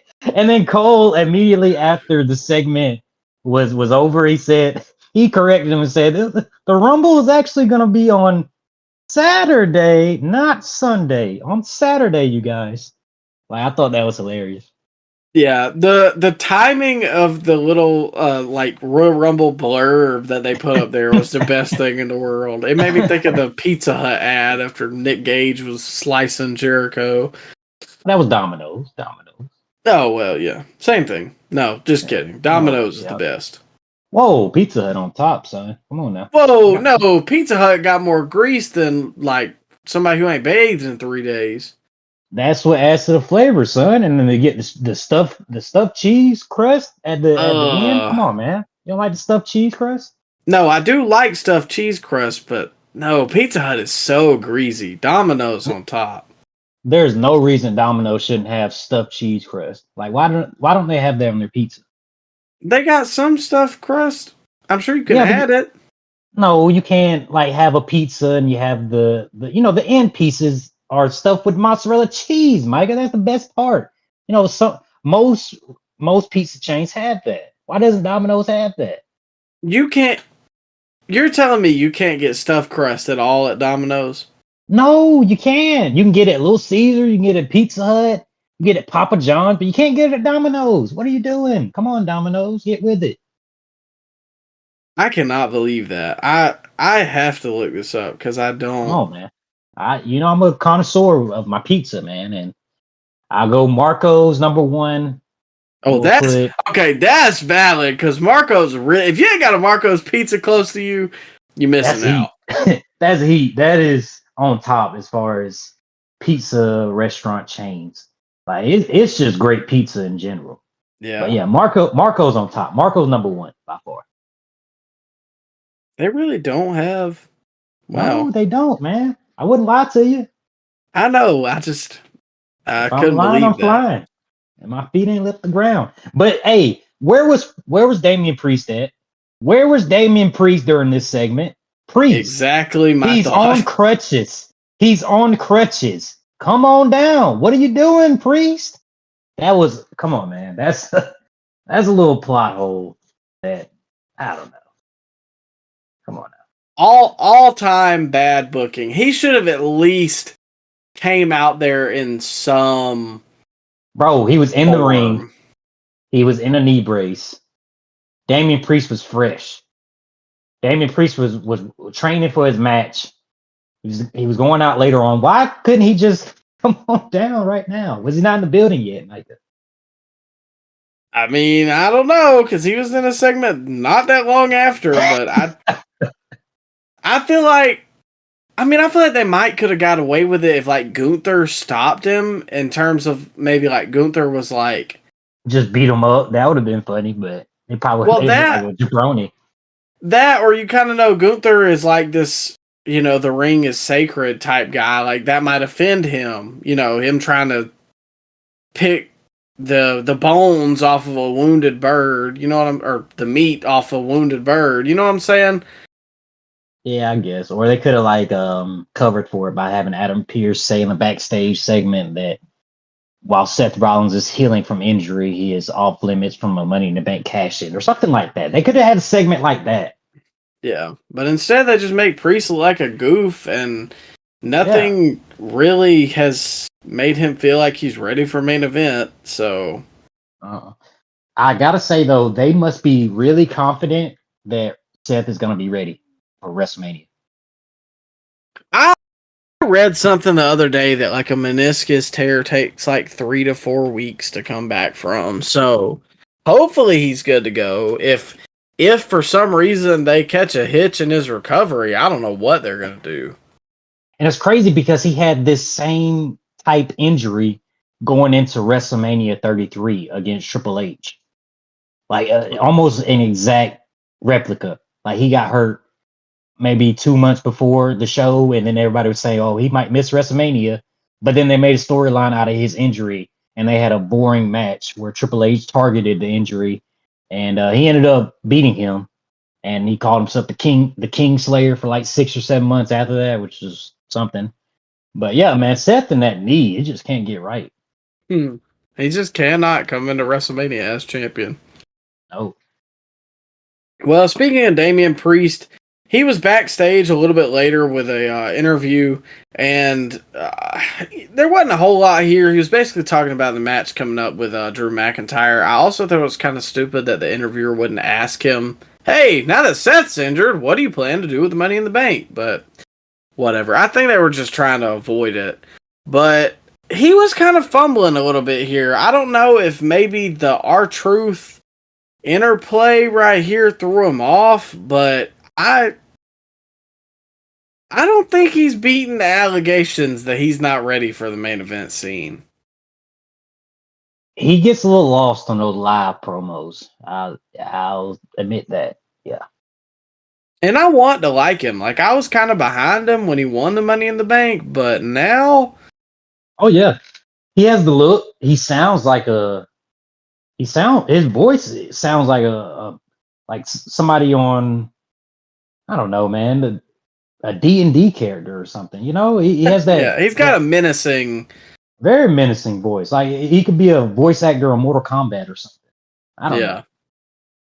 But maybe it was the Truth stuff kind of had him messed up. But I did think the Truth stuff was funny here. He basically came in trying to give him his cut or whatever. The part that got me was when he was like, but we need to check about JD's Venmo, because that's kind of shady.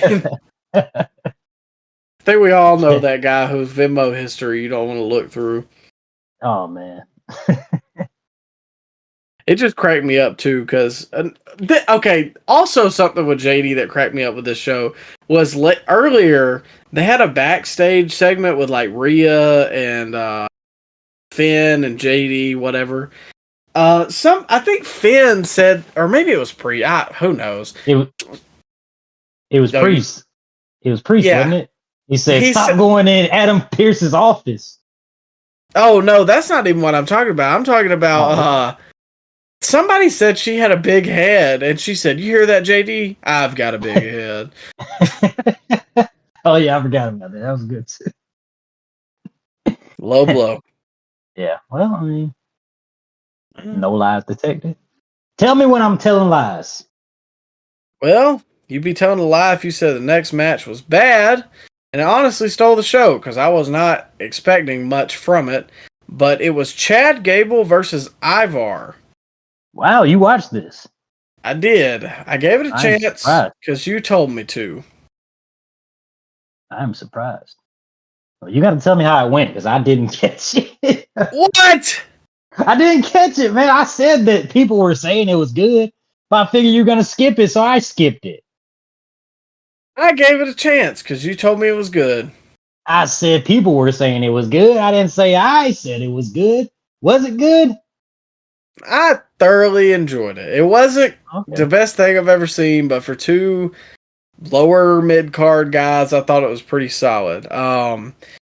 Gable hit a belly-to-belly off the top rope, which I thought was freaking nuts, because that dude Ivar is massive, and Chad Gable has the core strength of a lion or something. That dude is... because he also Germaned Ivar multiple times in this match.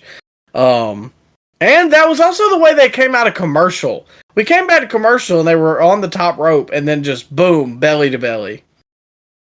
All right. And ultimately Ivar is not somebody I've been high on in the past, but he can really move for a guy of his size. I wish he had a different gimmick because the Viking stuff is goofy. I can't really buy into it. But he is pretty solid in the ring. Gable is starting to be a Brock Lesnar to me in the sense that this guy seems to do things that I don't understand how it's humanly possible. He is a freak of nature. Yeah, he is, man. He's not the biggest guy in the world, but the way he throws guys around in the ring is a sight to see. And it's not like guys are jumping with his suplexes. No, he's actually, that's just technique right there, man. Oh yeah, he knows That's exactly how to get it. well, I mean, the Kurt Angle comparisons are on point. But yeah, man, should I go back and catch this match? What did I miss out? I think you should. Like, honestly, it was definitely the best match on Raw. It was better than anything on SmackDown to me.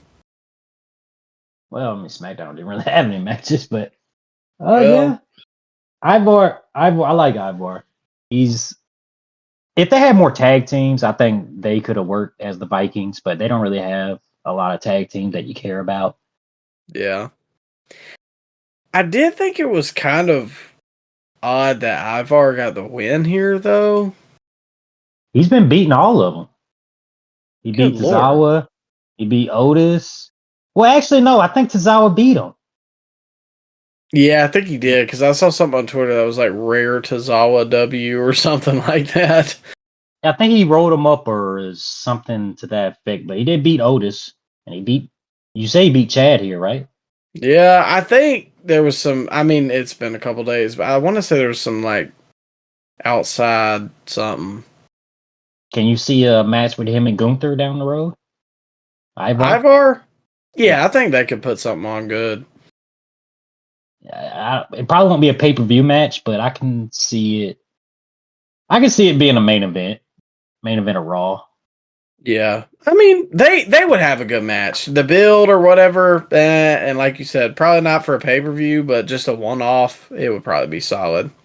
But Gunther's matches on Raw, those main event matches he had with Braun Strowman and Chad Gable, they're always really good. So he would probably put in some put on a good show for him versus Ivar. I mean, Yeah, well, I mean Gunther's one of those guys. He can wrestle a broomstick and it'd come out like a 5-star match. you've wrestled many of those trampoline, haven't you? Oh well, I didn't have the broomstick much, but pillow, teddy bear, All air. right. Okay. The Invisible Man. Me and him go way back. But speaking of main events, truly the main event of Monday Night Raw was this next segment. Cody Rhodes and CM Punk in the ring face to face. This right here, masterclass. And if you didn't like it, oh man, you just need to go on somewhere else, because there was people dogging this online because they didn't mention AEW. Well, they're not going to. They're in WWE. And why people, because they want to pop the smart fans. And that's what people online want. Oh god. But they had callbacks. It just didn't involve AEW. Like I didn't watch the segment live, but I saw the reactions live, and people were dogging that, like, well, this is mid, or this sucked. Like, if you think that's good, then I don't understand how you could watch anything from, or you probably, it was like, if you think that was good, you probably just sop up anything that's WWE. Oh, No? god. It was two of the best promos in the world. Better than anything AEW has put on television in the last year. Oh, I don't know about last year, but like this year, yeah. There was no segment that could have rivaled this back and forth between Cody and CM Punk on AEW television, man. I'd have to see. I don't know. I'm not going to say that. There's a long list I'd have to look at. But needless to say, they went good back and forth, ended up getting face-to-face, nose-to-nose over who was going to win the Royal Rumble. They talked about Dusty. They talked about their past and how they were very much similar and different. One of the things I liked most about this was the callbacks about the OVW stuff. It's weird to think that these guys were in developmental at the same time, because Punk feels like he's kind of on the last ride of his career. I'm not saying like 2 years and he's done, but ultimately this might be his last contract. They missed each other by a couple years. Cody started in OVW in about 07, right after WrestleMania 23. because he had a Hall of Fame. He inducted his dad into the Hall of Fame for WrestleMania 23, and that's when he got signed for OVW in 07. Punk was in OVW in like 05, and then went up to the main roster in 06. But they barely missed each other. And CM Punk actually had a match with Dusty on the Indies, which is weird. But I do remember that. It was in Ring of Honor, wasn't it? I think so. Yeah, I think so. So, but still, okay, maybe they missed each other, but still, around the same time, that's such a weird mind. Yeah. You know, that'll make you feel weird. Because Punk feels older than Cody, if that makes sense. I mean, not even just like looks, but it just feels like Punk's been on top for so long. Punk is from a different era. Punk was on top during the Super Cena run, and Cody is now just getting started as far as a top guy goes. So, I mean, you know, it is kind of like two eras clashing, but they're in the same era right now. It's weird. It's weird. But yeah, man, this promo segment, I love the callbacks, like you said, with the Dusty thing. Punk had the great line with saying that he was the son of an electrician and Cody was the grandson of a plumber. And that Cody said that no, it was Punk. Punk said that he was more the American dream than Cody Rhodes is. And then Cody hit him back, like, great line. And then Cody gave him a receipt later on that promo by saying, hey, that pipe bomb stuff, all that stuff you talked about, I actually did it. You just talked about it. You weren't really about it. You didn't go to Ring of Honor after you left WWE. You didn't go to New Japan like you did, like when you left WWE like I did. I did all the indie stuff that you didn't do. I actually took action, took control of my own career, became a bigger star after I left. And then he hit him with, I'm more CM Punk than you are. Which, you know, got the crowd, the ooh and ah. Great line, too. I like the fact that Cody got the last line in the whole segment. Like, Punk didn't have to get the last word in. He let Cody have it, which I thought was really good. And it made Cody feel like, you know, he was on the same level as CM Punk. But yeah, man, this is you can tell a promo segment is great when the crowd is not chanting throughout the whole thing. They're all standing and they're all listening and they're all reacting to each line. That's the making of a great promo back and forth segment. Yeah, and I mean it's lines like that. Like you will remember those lines. You know what I'm saying? Yeah. I didn't even have to take notes, man, throughout this segment. I just remember it because it was those type of lines were just great. Yeah, and it naturally weaves itself. It's not like a forced topic or whatever. It's back and forth ping ponging, but it's all one fluid motion. It's all one fluid promo, and that's the magic of this stuff. It's real, but it's not, and that's kayfabe in today's world. You talk about real topics, but you make it work for what it for the story that it needs to work. Yes, Punk really did kind of start the revolution, but he didn't follow up on it. But they don't have to talk about AEW or any of that backstage stuff, but that is kind of true. Well, Cody kind of might have been a Nepo baby at one point in time, but he did leave and make a name for himself.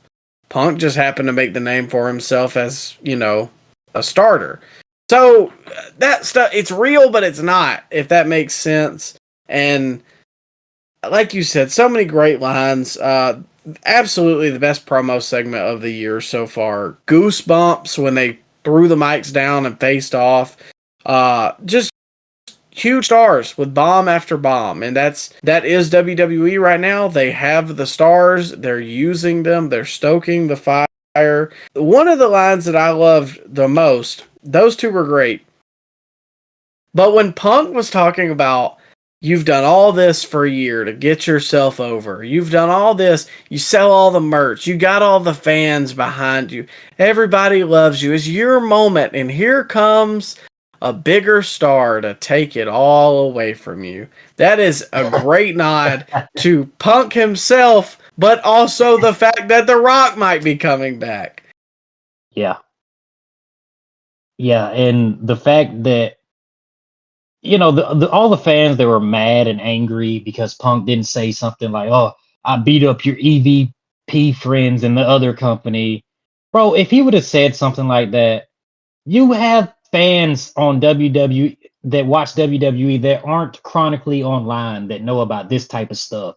Why would you mention something like that? There's nothing to gain by mentioning AEW or alluding to something that happened in another company. There's nothing to gain if you're CM Punk, if you're Cody Rhodes, if you're WWE. There's nothing to gain by mentioning number 2. Nothing. Yeah.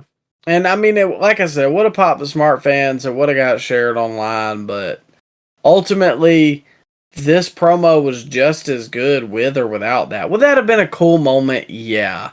But for you to say that this promo sucked just because they didn't mention any of that, that's just ridiculous. You want to be too smart of a fan at that point. They want the insider stuff, man. That's what they live for. That's the only thing they can get a reaction on AEW television is when they mention WWE in a promo segment. Heck, even in TNA now, they got to mention. I saw the Dolph Ziggler promo on TNA the other day with Steve Macklin, Nick Nemeth, against Steve Macklin. And the only reaction Steve Macklin got during that whole promo segment was when he mentioned Dolph Ziggler's WWE name. Like, come on, man. That's just what fans are conditioned to pop for, the WWE references. I mean, you're not wrong. And it doesn't, especially right now, like 2-3 years ago for WWE to mention AEW, sure.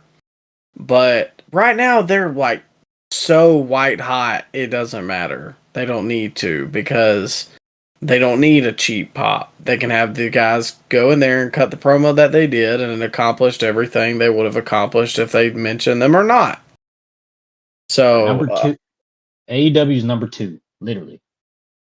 Yeah, I mean, that's a fact. It's not a knock. And that's where they are. Number 2. So, promo of the year for me so far, but obviously we are early into it.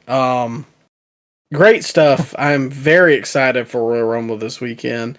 I'm not gonna lie, you know the little Rumble packages that they roll for all the stats and crap?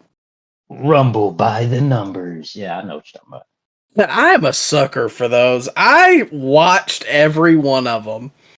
Yeah, I like them. I don't know how they make them different every year because there's only so many stats that you can just keep on talking about. But yeah, they always do good stuff with those Rumble packages.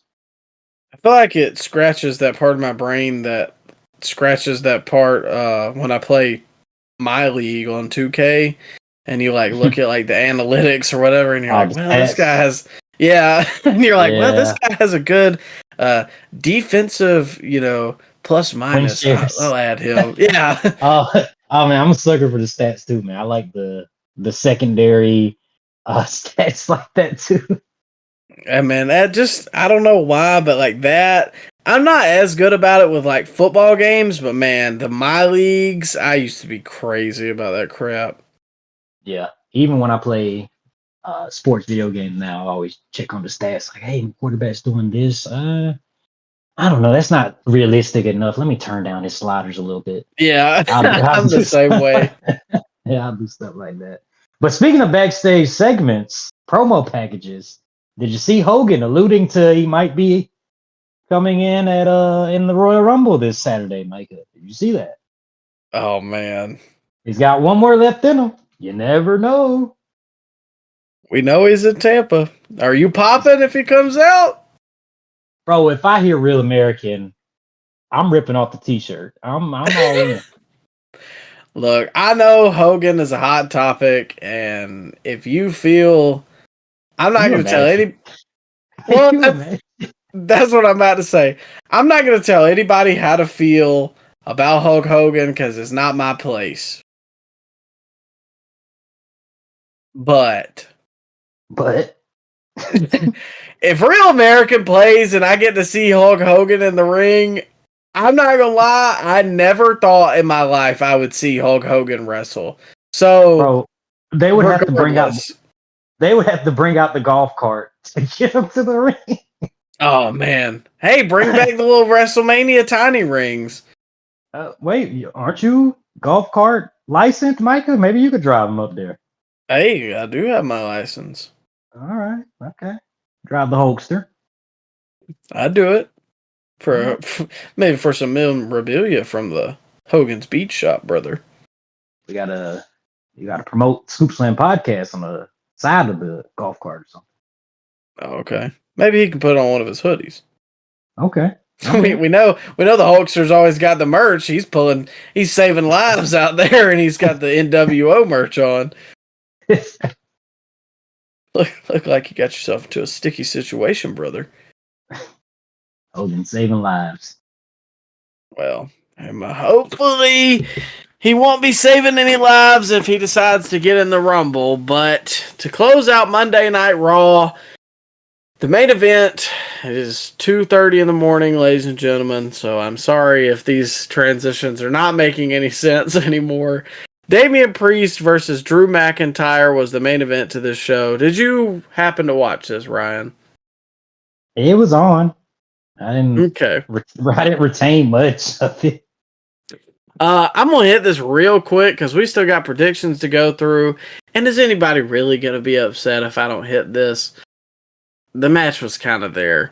The flip over the top rope onto Drew was pretty nice from Damian Priest. I saw that and I saw the ending. I remember that. Yeah. That's pretty nice from a dude of Priest size. I was not expecting that. Yeah. The R-Truth, what's the password? That was fun. I don't even know, man. At this point, Truth, I thought like it would take a while for them to retaliate on him, but I guess that's kind of just the running joke, but they beat him up every week, and he thinks he's still part of the group. It's kind of cracking me up because I don't even know how to explain this one, but I was dying. You know, this is an early Rumble prediction, but I think the biggest pop of the night is when R-Truth eliminates Damian Priest from the Rumble. Oh man, you think that's what they're gonna do? I think that's what's gonna happen. Yeah. Because they've been beating him up every single week, Micah. So what do you do to get back at him? You eliminate him in the Rumble. And then that's when they beat him down, like, within an inch of his life. Like, you were talking about Solo killing Randy earlier on the show. No, they might kill R-Truth. And, you know, that's what the Judgment Day kind of needs. They need some heat. And that would get big boos from the Tampa Bay crowd by beating up R-Truth. That's true. They could put him through like the announce table or something. Yeah. Or throw him off the pirate ship. Oh man, wrong arena. Oh dang! They got a manta ray they can throw him off of. Maybe they can Uber to St. Petersburg, wherever the Buccaneers play. We just see a Titantron like come up after we see R-Truth get carted out, and he's just up there getting thrown off the boat. And then there's Hogan to save him. Oh my god! Can you imagine? That's not going to work for me, brother. You're not going to throw anyone off the boat, Jack. Well, anyways, it was a good, hard-hitting back and forth match. Nothing crazy. The crowd kind of wasn't behind it. I'm not really behind it right now, but it's 2:30, and I think that was kind of it, too. They were pretty much burnt out, which 3 hours of wrestling is a lot, so I can't necessarily blame them. Overall, I feel like Priest, this Raw showed that, one, he's kind of being made to be incompetent, and two, I just don't feel like he's ready for that spotlight. He's been overshadowed by Dom, he's been overshadowed by Rhea, And honestly, at this point, is it crazy to say that he's getting overshadowed by R-Truth? Oh man. Well, you might be on something. I mean, I'm just saying, I hate to be like that because I was big on Damian Priest, but I just don't feel that way anymore. I feel like the ship has sailed, sadly. Yeah, they didn't do enough to build him up as a credible threat. They still got time for the Money in the Bank stipulation because I think it's 12 months for you to cash in the contract. So he doesn't. I mean, he doesn't. His time's not running out with the briefcase. But yeah, maybe hit a reset on the Money in the Bank concept after this, because the last 3 or 4 guys they've had hold the contract. You had Priest, still not ready. Theory, nowhere near ready. And you had Otis, which was that was a joke. But yeah, man, the Money in the Bank concept the last couple of years has been snake bitten. Yeah, I mean, we'll see how it goes. I feel like it lost steam whenever they started doing a Raw and a SmackDown and whatever. Maybe with Triple H like fully booking it now, we could see something, and maybe he thought Priest was going to turn out to be something with the time, but it hadn't seemed to click. But we missed it last week. I do want to hit on this. For you, Ryan, what was your show of the week and match of the week? I go SmackDown show of the week.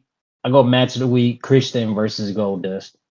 Oh well, Dustin Rhodes versus Christian Cage. I'm sorry. Once again, I gotta say, we're gonna choose SmackDown. For me, my favorite match of the week, I think I'm gonna go Joe versus Hook. Over Chad versus Ivar? It was good, but it's just 2 mid-card guys. I know you're not big on the Joe match, but I did enjoy it. That was my worst match of the week. I'm sure there was worse on Raw. Nah, I saw Anna Jay's match, and that was a more enjoyable experience than the Hook Samoa Joe. Oh, come on. Hey, just because it was enjoyable for one of your heads does not mean it was enjoyable for the other. Come on, man. Well, anyways, we got Royal Rumble predictions to get to. There's only 4 matches listed right now. I'm sure they're going to add another one, but let's go ahead and do the 4 that we got right now for the United States Championship. Logan Paul versus Kevin Owens. You think they're going to add more matches? I think this is it, because the 2 Royal Rumble matches are an hour. I think they'll do one more, because like last year, I think they did 5. Last year they had... good lord, this page is freaking long. Yeah, they had 5. You got to think though, it's gonna be like 3 hours. So you got 2 Rumble matches that are gonna be 2 hours, and then you got an hour left for the last 2 matches. And I'm sure the entrances on a bunch of the well, let's just be honest, the Roman Reigns entrance is gonna be a long time. So yeah, I can see them just having the 4 matches. I don't think they're gonna add any more. Well, last year they had 5, but 2 matches combined went 12 minutes. So you might be right. Yeah. I don't know. We'll find out. But if this isn't the full card, we'll go with what we got right now. So Logan Paul versus Kevin Owens for the United States Championship. Who you got? This is easy. It's Logan Paul. Logan Paul's going to retain. He'll probably drop it to LA Knight at WrestleMania. It's my prediction. Yeah, I'm thinking the same thing. They've already got a slight beef set up. I think it's going to be a good match. I think it'll be match of the night, but I think Logan Paul keeps it. For the undisputed WWE Universal Championship, do we even have to guess? It's the Tribal Chief. Yeah, let's guess who takes the pin. I think AJ Styles takes the pin. Roman Reigns retains. Yeah, and, I'm saying the same thing. AJ with the pin. Yeah. I don't think he stacks them because I think it damages them too much. That would be funny, though. The probably most unpredictable one, 30-woman Royal Rumble match for the Women's Championship at WrestleMania XL. Who you got? Bro, this is a weird match because they've only announced like 4 ladies for this match. Yeah, Like, right how many- now. Well, Go I was ahead. gonna say right now we have Bailey, Nia Jax, Becky Lynch, Bianca, Maxine Dupree, and Ivy Nile. So 6 ladies announced for this match. So we got a lot of surprises in this women's Rumble match. I think we get the yearly Michelle McCool spot. Like, I think that's a given. And we get Sasha Banks. We get Naomi. And we get AJ Lee. I think that's surprises Wow. we get. Yeah, I think that's the surprises we get in the women's Rumble. Probably a lot of NXT women are going to be in the Rumble as well to pad out the numbers. But yeah, those are my surprise entrants. Oh, and Becky wins the Rumble. No. You know what? Bailey wins the Rumble. Bailey. Okay. I feel like there's nothing that you said that I don't agree with, other than I actually think it's going to be Becky. But I do think you're spot on with all your predictions. You don't think Bailey's going to win the Rumble to sow more seeds of the Damage Control breakup? That is true, but I feel like they could achieve that just with one of them eliminating. But I don't know. We could see something like that, and like if that happens, I wouldn't necessarily be upset. I just think Becky winning it kind of makes it a bigger deal. She's already won the Rumble. You want to win 2 Rumbles? Well, she is the man. No, I mean I like Bailey. Like I said, I wouldn't be upset with that. I just feel like that's the direction they're going to go. I think since it's going to be a Raw superstar to win the men's Rumble, they're going to have a SmackDown superstar win the women's Rumble. Is my guess. I could be wrong, but is there any surprise entrance that you got your eyes on? Or that you want to happen? What are you predicting? Whose music hits, and what's a surprise shot? I think Mercedes is coming back 100%. Same with Naomi. Sasha Banks. So to you, Sasha Banks. Sorry. AJ Lee is iffy. Let me think. She's in phenomenal shape. I saw her in a training. She was training in a ring a couple months ago, if I'm not mistaken. So I don't know, man. CM Punk is back. We might hear that theme. Stranger things have happened. I would pop. I ain't even gonna lie. I'd pop. Man, I'm gonna say.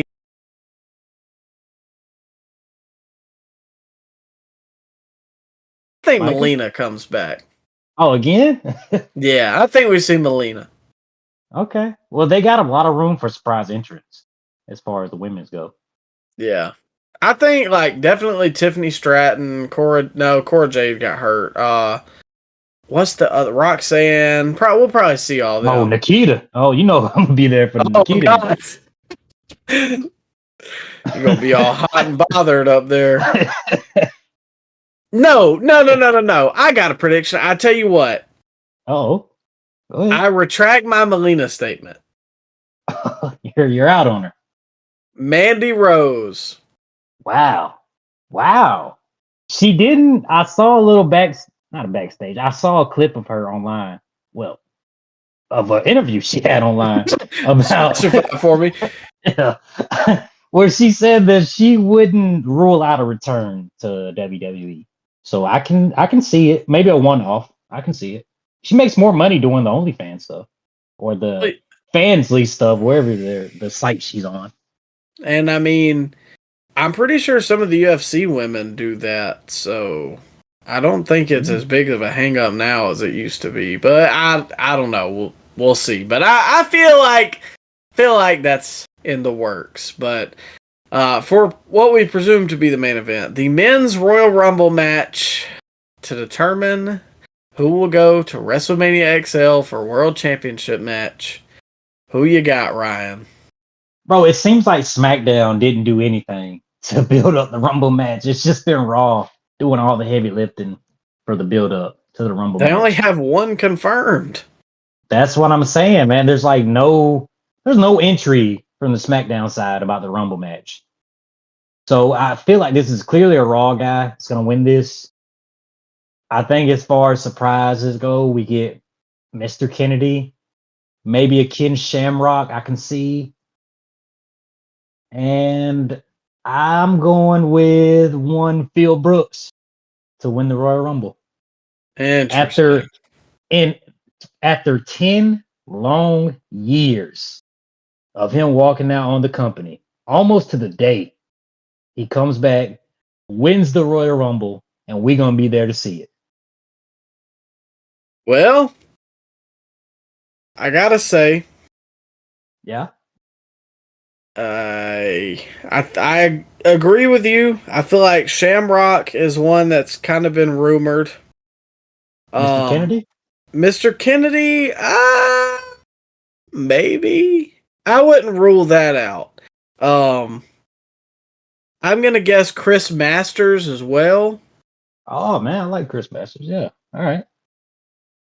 And for my winner, I traveled to Orlando and he won. Oh. I traveled to Las Vegas and he won. What? And I think I'm going to travel back to Tampa and he's once again going to win. Punk ain't been in an arena and lost yet, and I think he's going to continue the streak. CM Punk is going to win the Royal Rumble and go on to face Seth Rollins. However, I think The Rock makes an appearance at the end of the Fatal 4-Way between Roman, Randy, AJ, and LA Knight. Wow. What if Rock comes out at the end of the show? Like when Punk is pointing up at the sign, the fireworks go off, and you get the iconic theme song. Rock comes out, and they just do a little stare down, and they slowly look up at the WrestleMania sign, and then the little graphic shows up in the bottom right hand corner of the screen, and then we fade to black.